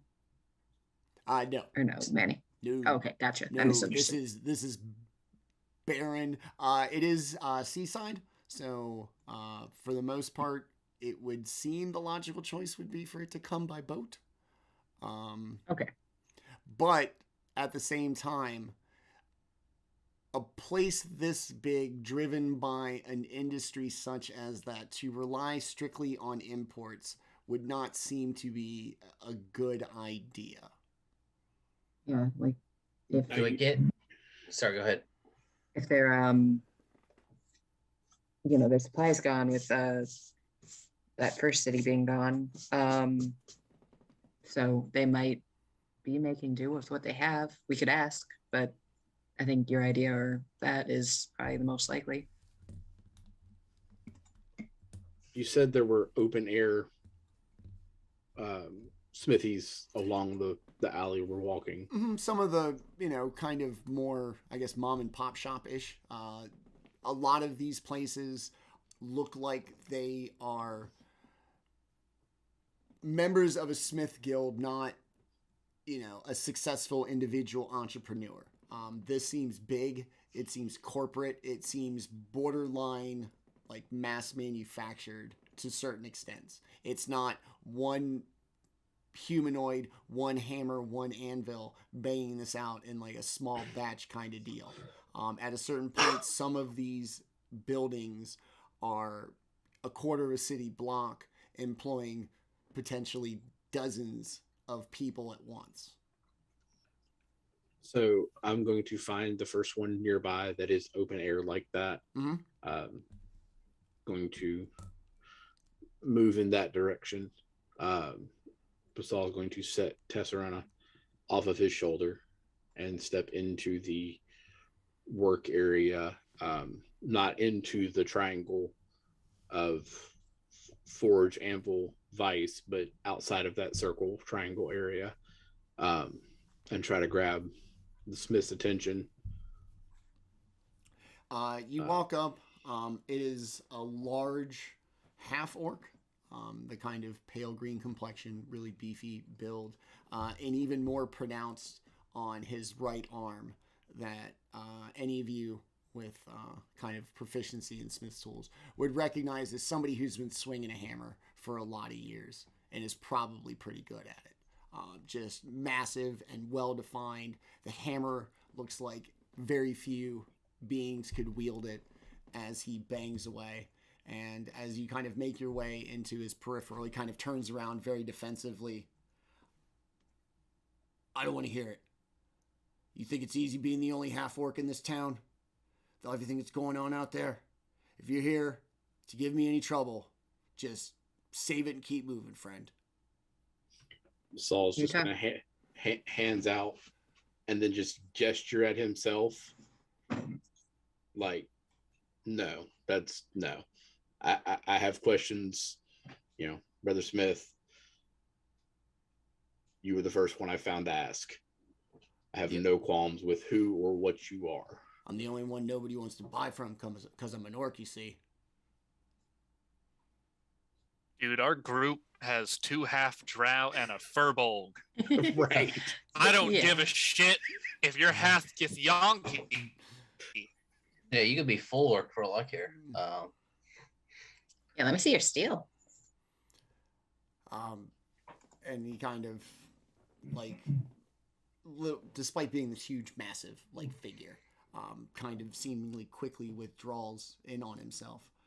I haven't been doing it very long, and unlike, he kind of looks around, everybody else here. And they all started the same place you are. I'm not worried about that. I don't cheat to achieve my goals.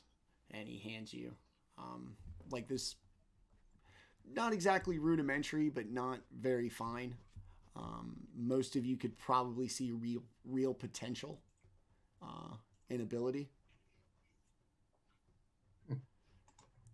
I won't dare use the word Melvaunt steel. He looks around again. It's bullshit anyway. So, I do what I can. I don't just cut no corners. One day, I'm gonna be a damn good smith. Us can, like, what corners get cut with the other stuff? I already have a hard enough time here as it is. just know that Melvaunt steel ain't nothing but something that's made in Melvaunt. It's no Melvaunt steel.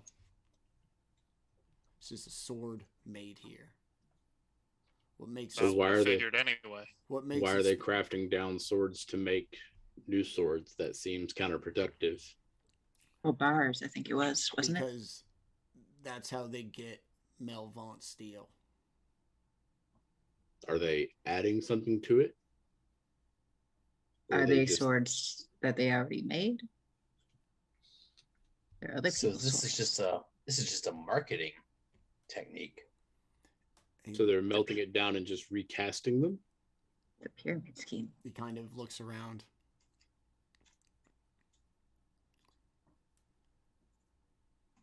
Melvaunt steel ain't nothing but mirror bar steel made poor by poor hands. You shouldn't want to trade on that name anyway. Name ain't worth a damn. Anymore. They made good steel. That's why all these people around here. That's why they steal it. What do the inferior do but steal from what better man made? That's what they do. Take this grate, and he kind of reaches behind his counter, looks around, make sure nobody's kind of paying attention. He pulls out this just glimmering sword.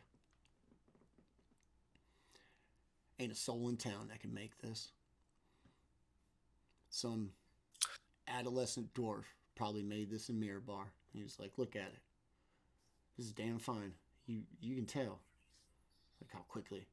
It's like, Can I tell if there's any magical, like just at a glance? no. It's just really well made. Yeah. And for, him being a smith, this is his wheelhouse. Okay. So he pulls out this sword to show us. I'm assuming he's not standing at his anvil, or he's not standing with things on his anvil anymore. I'm going to pull my pack off. And while they're talking, and while Banquo's checking out the sword to see if he can discern if there's something more to it than just basic steel, I'm going to pull out one of the smaller pieces, like a vambrace or the pauldron cup or the elbow cup from the plate armor that we pulled off the elf, Oh, yeah. and hand that to him to gauge his reaction to it. If he has that reaction to mirror bar steel, wow, words. What is his reaction to this, so to speak? What are you gonna give him? Vambrace? Just like the vambrace, Okay. the part that connects to the clamshells and the So armor he's cups. obviously large physique and build. He's got the blacksmith arm, big, muscular, and when you hand it to him, you can tell that he did not expect it to weigh as much as it did. Like it, kind of caught him off guard. Right?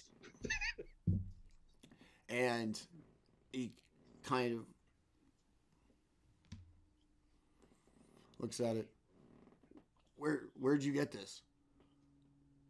That's a tricky question. In a vault. Yeah, in a vault in Mirabar. Stolen? No, No. not like that. More of like a history kind of thing. Tomb Like robbers. exploring. No. No, there's no. Well, You no, rolled a no dead 3 guys. in real life One dead guy. persuasion there. No. Well, I was gonna say like there weren't any dead guys, but there was one dead guy, but it All right. wasn't his grave. Let me do you a favor. Go for it. You don't want to know where it came from.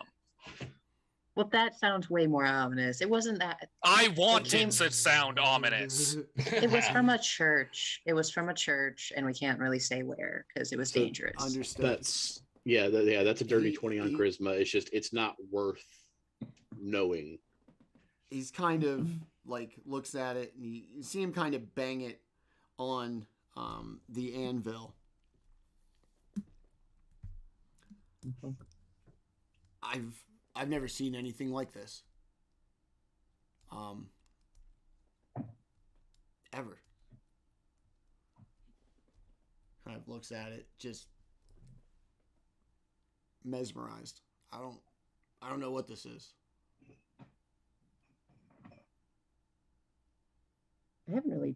Did I really take some time when we found it to try and gauge what kind of metal it is? Yeah, all we found out was it was far heavier than it should have been, and it was immaculately made. And I kind of peer it while he's at the anvil and just try and It see looked. if I might be able to. Give me an investigation check. Yeah. Yeah. 17 plus 10, 27. It looks like an alloy of some kind.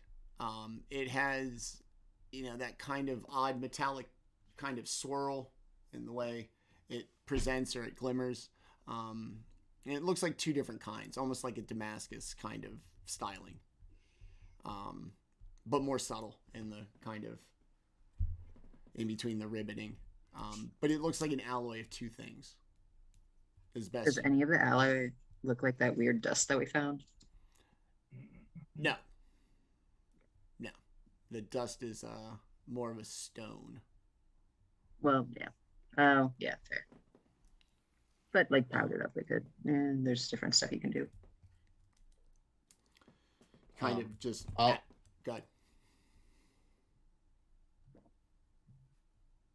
I was gonna ask the smithy his name. Oh, Braxton. Braxton. They call me Braxton. And I'll ask him what does he think is going on with these orcs here north of town? I mean, obviously this is very close to home to him. So if anybody would have a vested interest in knowing about why this is happening, why this conflict is happening, I mean, is this something that's been going on for a long time, or is it something recent? Yeah, are you from the town, or? I grew up here, but I'm not from here, if you catch my drift. Orcs, ogres, and the people of this place have been at war for hundreds of years.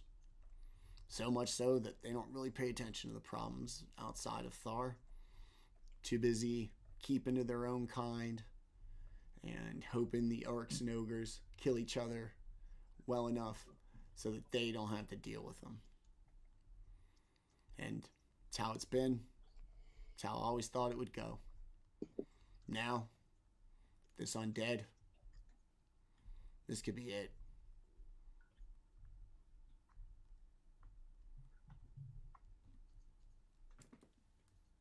And they're just relying on adventurers to handle this now. What else is new? We're not a town of adventurers. We're merchants. We're merchants and smiths. We don't. You supply the adventurers. Yeah. Hammers hit heads as well as they hit anvils. We can't. What a pacifist thing to say. I'm still a smith. There. when your city is in danger. What's with this undead problem? Just seems to have kind of come up out of nowhere the last couple of weeks. Started in the mountains, came out of the mountains, down from the mountains. We don't know. Does it come from the road from Glister? And Banquo was thinking back to the maps that he's looking at. There's should be a road coming from Glister, but there's also more mountains around it. Did these come from on the road, or from the north, or from the east? They would come from like the mountains by Glister, the Galena Mountains, Glister and Holberg. We're worried. Yeah, I've heard about Holberg because Thentia's next, then us. That's it. Have they been able to make efforts to start moving on or evacuate if you have to. We've sent out riders to find out what's happened. None of them come back. We're not magical people here, so we don't really have any way of communicating with far off places, unless it's by face to face, by courier, by messenger.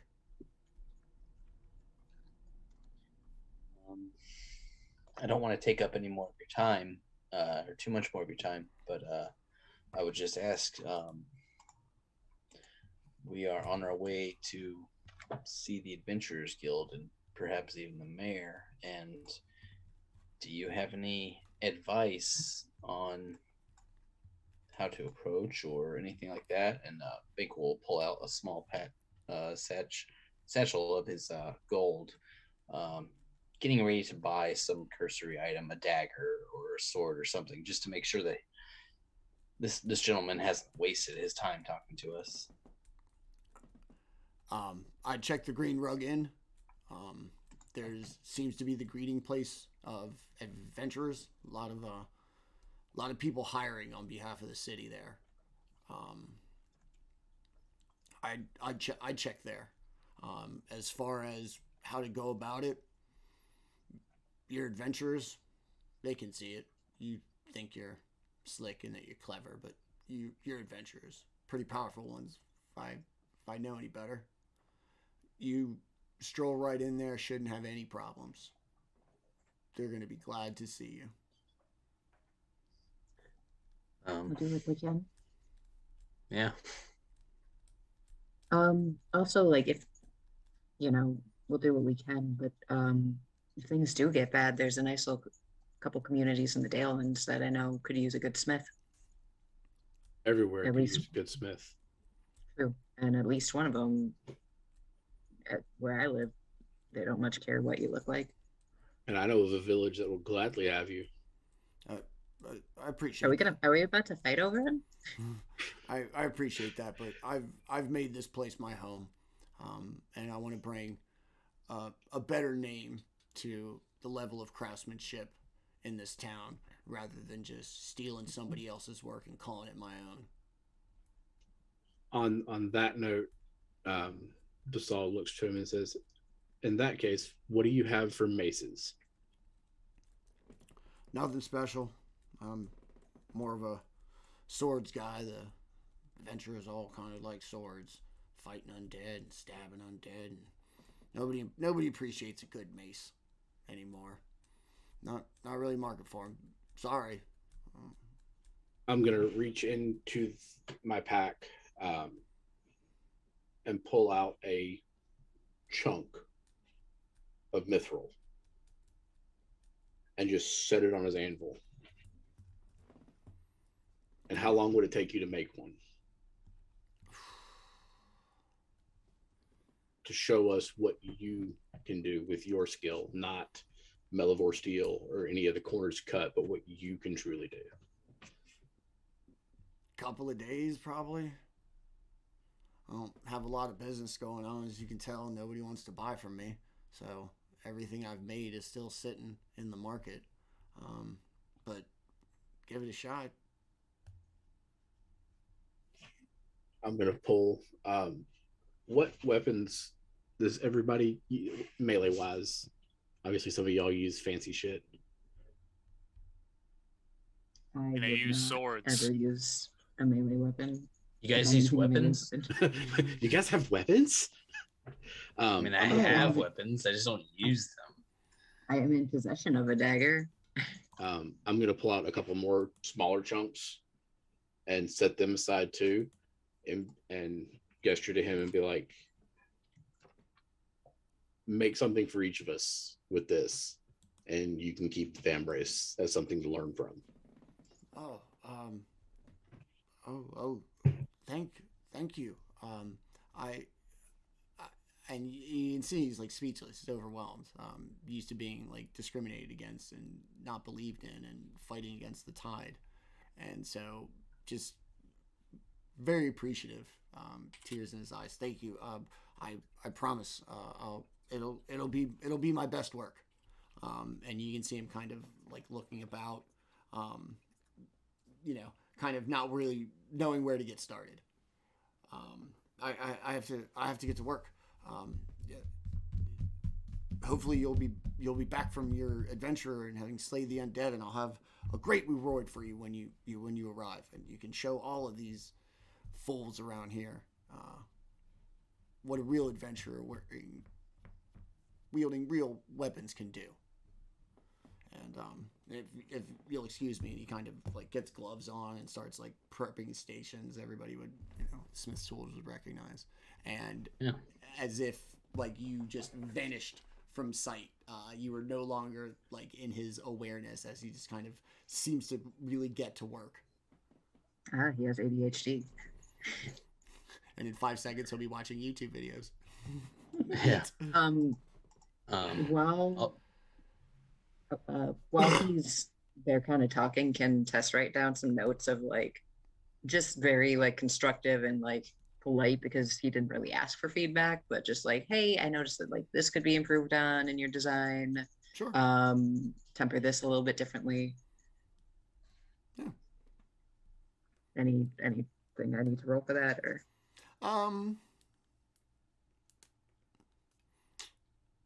Just give me an intelligence check, just to kind of understand how things are built. Another 19 for a 24. Okay.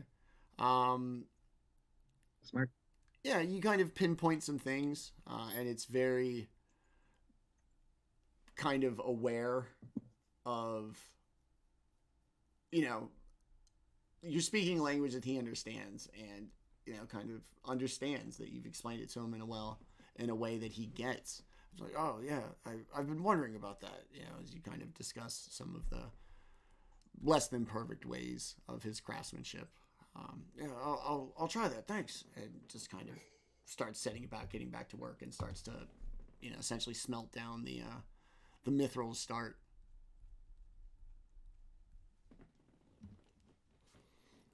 Furiously going at it as he kind of gets to work.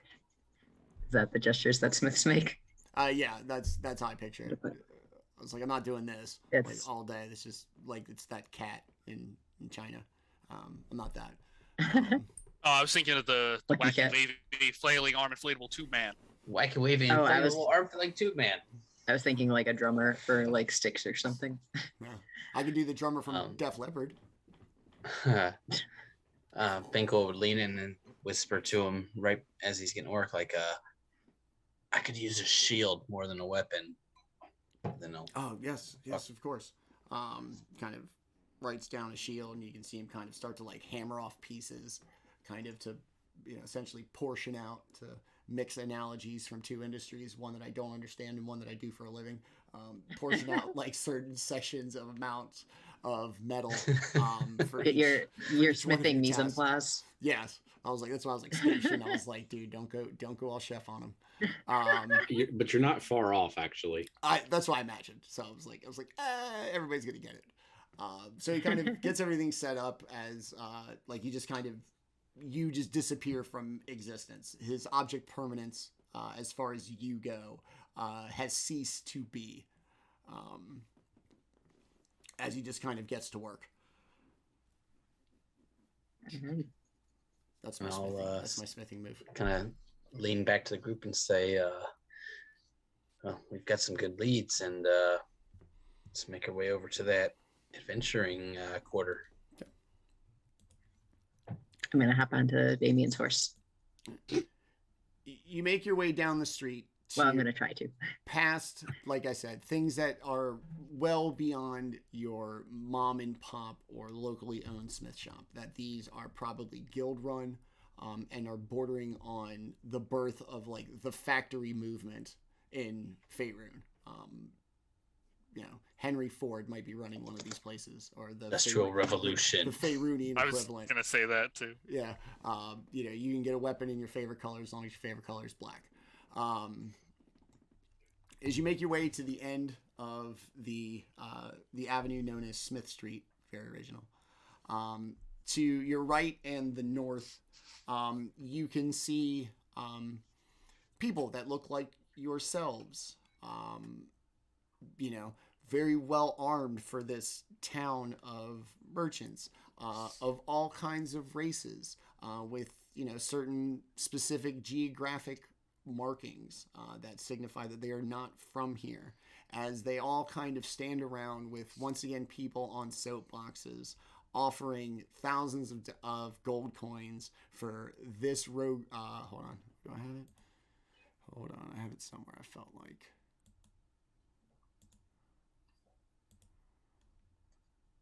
Where did it go?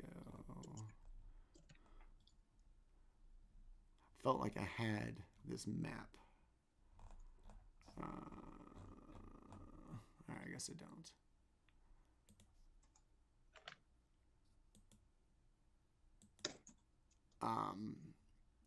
For this orc tribe or this ogre tribe, and some of the higher stalls seem to be paying for undead, as you kind of make your way up the street, kind of listening to these people, kind of try to poorly sell the life of an adventurer to passerbys, despite there being probably full of adventurers. You make your way into the choir. yeah. Selling, you brought sand to the beach. You make your way down, and this very large tavern inn appears with a very distinct green hanging sign over the door, and it looks well lit, and the double doors are slightly open, and it sounds like there's like a good kind of clamoring of activity inside.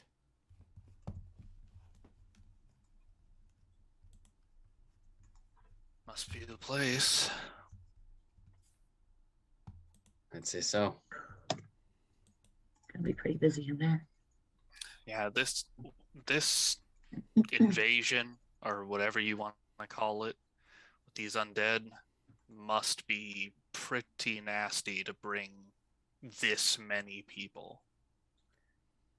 Yeah, normally. Yeah. Or they're paying localized a lot. Well, yeah. Yeah, it's a matter of quantity or quality. Normally, a crisis of this magnitude of desperation for the local government to get rid of would bring, the high level adventurers who would take care of it, and that would be the end of it. But if this is still going on with this many adventurers, I mean, it must be something serious. Could also be attracting just the flashy ones. It's true. This is a little out in the. I'm sorry, what? No, tell it. Go on. This is a little out of the way from your normal Sword Coast, Sea of Fallen Stars kind of easy pathway to and fro here in Veyron. But being this off in the beaten path, you may have a good point that only the flashy adventurers, the less experienced, those who want to make a name for themselves in an unknown place, maybe they're the only ones coming, and maybe they just aren't cutting it. It also seems pretty disorganized right now. I don't know. I've heard them talking about adventurers, but no militia. I mean, we're not really gonna know until we start asking what kind of people are here. Yeah, so. It's still smart to speculate like that. I put together theories, Well, you can theorize better than I can. When we go in, can I lean on somebody? I don't want to be up that high, but if it's crowded, it just can get a little messy. I got you. Thanks. Lean on me when you're not strong. That's a lot of the time. All right, ready to go inside? Kick the door down. No, just walk in politely. I don't know. I really thought about it. Wild West Somebody style. already kicked this door down. Set the mood. Boom. As you walk in, the clamoring and everything seems to be of much fewer people than you expected. However, the few people are all talking at such a volume to either compete with the ambient noise or are all so involved in their own discussions that they are very heated discussions and everybody's very aggro about their points of view. And as you kind of barge in, everybody turns to look at you, but there's no moment of silence or kind of awkward exchange. Everybody just continues on, but while looking at you as you make your way through the double doors. We're going to start kind of go clockwise from the middle table on the left. Appears to be two humans, both of them with spell books folded, or not folded, but closed in front of them. At the table in the top left appears to be a woman in black robes with a little kind of glowing fey cat, and somebody playing a little pan flute that, despite its very simplistic tune, is exceptionally kind of entrancing. At the middle table, you will see two heavily armored, masked figures with long swords, seated with what most people would describe as a dragonborn, engaged in conversation. The next table over, two more adventurers. One of them appears to be a ranger, bow, green, kind of the camouflage thing. Another one appears just like Tess, to seemingly kind of be just mindlessly tinkering on stuff at the table. The next table down appears to be a very well armored martial class, large sword, very kind of regal insignia engraved into his armor on his left chest. The woman across from him seems to be practicing very specific kind of hand placement, almost looking like kind of a shadow boxing, but from a seated position and trying to be proper. And then in the table in the bottom right, just a heavily armored knight, just wielding a great hammer, and a very fabulously dressed, looks like a mage, just kind of conjuring random fire flickers in their hand, just sitting there, engaged in their vicious conversation. And then a red tiefling behind the bar, just kind of polishing glasses and seemingly making drinks. As you walk into the bar, what would you all like to do?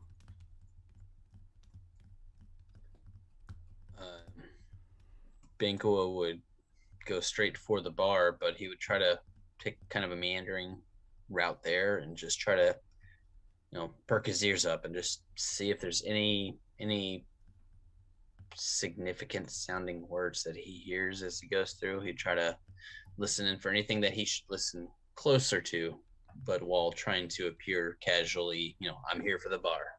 Okay. As it's a lot of the kind of buzz on the streets and in the market, a lot of talk about undead, ogres and orcs, the worry about about Glister, and about people believing that somebody needs to be sent to Hallberg to check on them as well. And as you make your way to the bar, go ahead and move your token as to where you would be at the bar. Okay. As you make your way past that table with the Dragonborn and the two heavily armored martial classes, they're the first ones that, as you kind of walked by, the Dragonborn who was talking seemed to kind of trail off as you walked by, and kind of followed you as you went to the bar.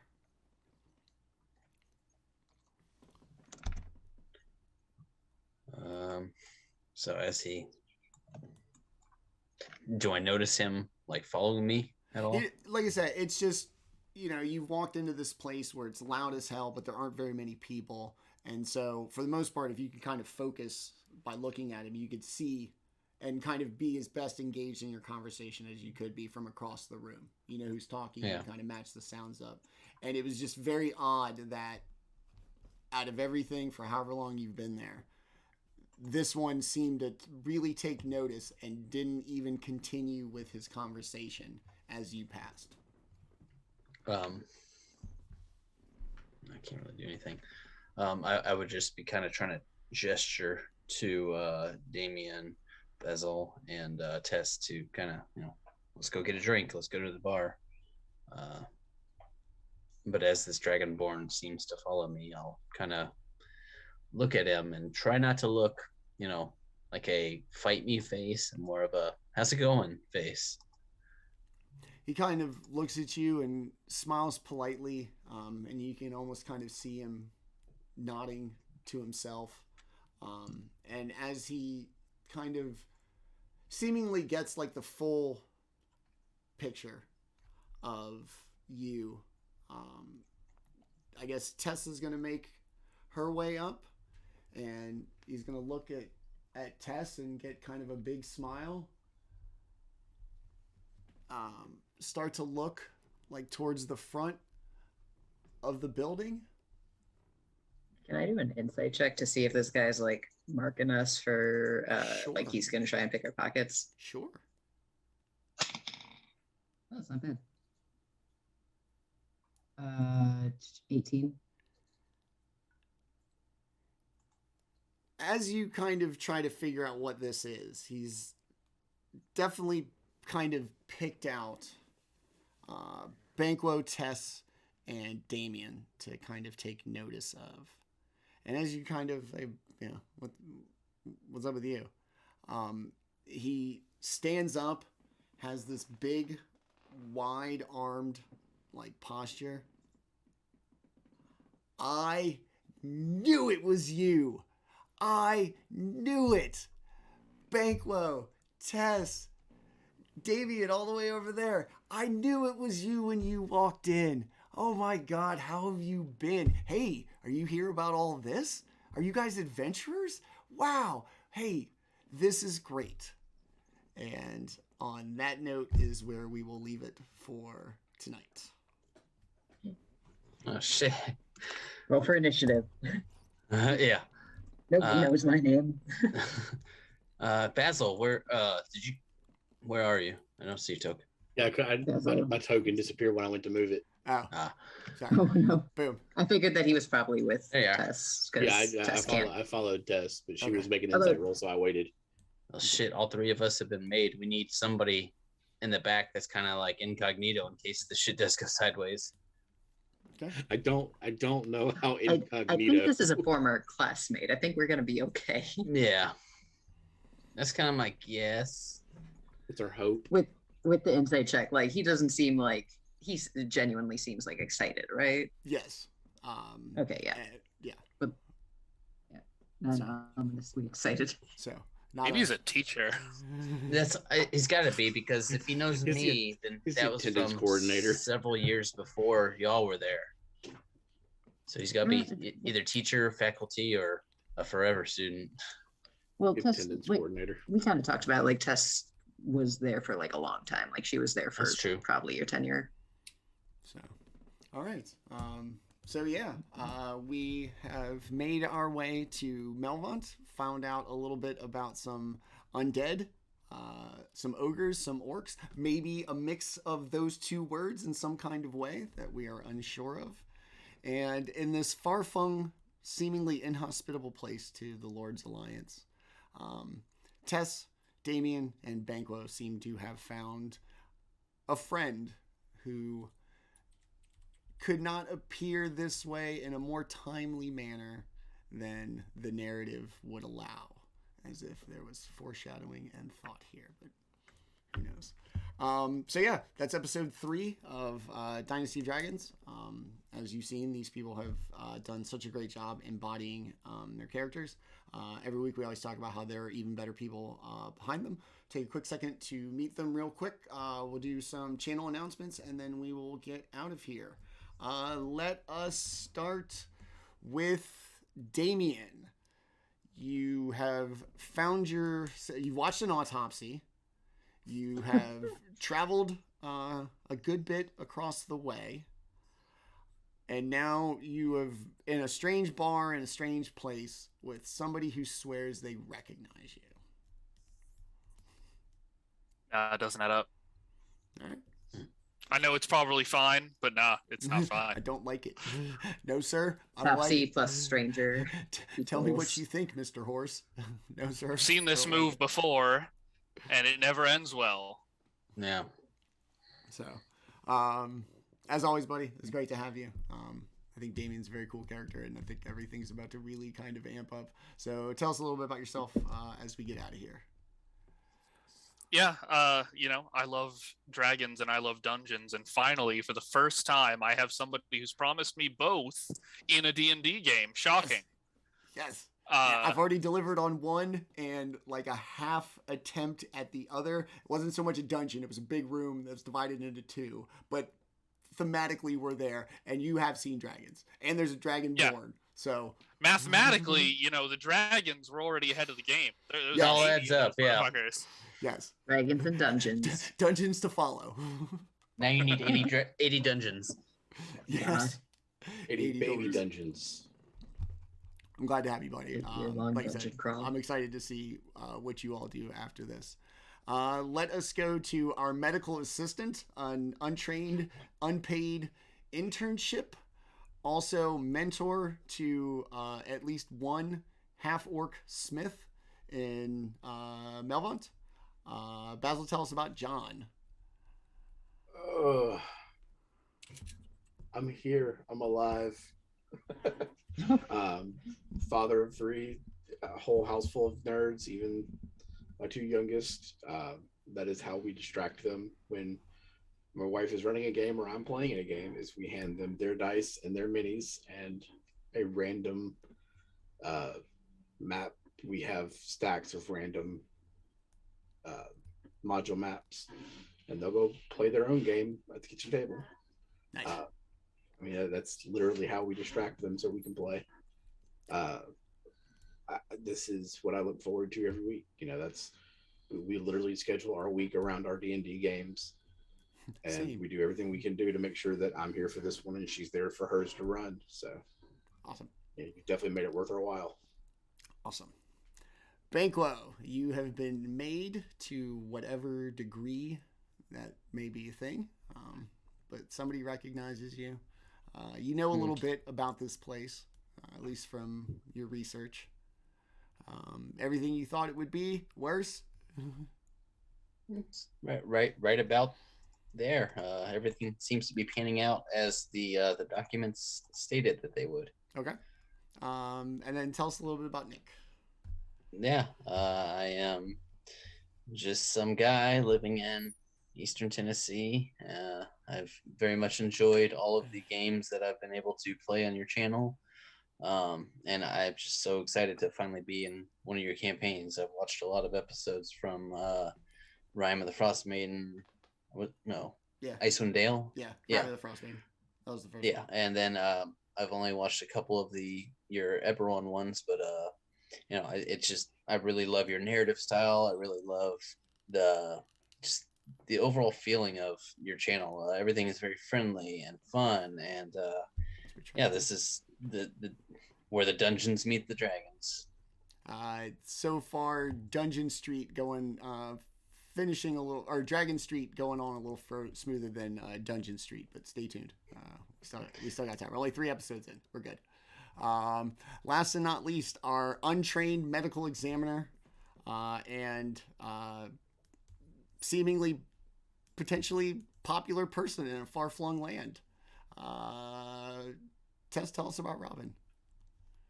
Well, right now I'm noticing that these 2 masked guys sitting with the Dragonborns are Hero Forge models, which means they're probably pretty important if you took that kind of time. So Robin's a little nervous. But yeah, I'm Robin, Bardlock Cafe on social media. Very excited to be in the campaign and seeing how it's unfolding. This is a character that you know, kind of the Taliesin Jaffe approach to Caduceus of like, all right, at a certain time every day, I have to kind of like ease up and calm down a little bit, come down a little from the chaos, and make it all make sense. But yeah, I've been having a good time so far and really enjoying watching everybody else's character unfold. Agreed. Awesome. So like I said, that's our amazing cast. I'm so thankful to have them all. This is such a great group, and I'm super excited about this game, and I even know what's going to happen. But yeah, that's going to be it for us tonight and for the week. You can join us again next Tuesday night, 7 p.m. Eastern Time, for another special one-off episode of our regular Tuesday flagship campaign. We're down to 2 players, so we're going to do really fun 2-player gladiator D&D set in the same universe as our regular narrative, as a little bit of world building and a way to inform our players about the world, not necessarily the characters that they play on most Tuesdays. And then you can join us back here, episode 4 next week, which I can already tell you will be called a Dynasty Denied. I won't remember that. I already know what it's going to be. So Wednesday, 7 p.m. Eastern Time here on our channel, twitch.tv/GrowedUpGeek. You can join us for that. Hopefully we can see you both for next week. If not, we'll see you back here. Thanks to everybody who watched. Thanks to my amazing players for coming out tonight. And always remember, I love Dungeons & Dragons and the people who play it. We'll see you next time. Thanks for watching. Bye-bye.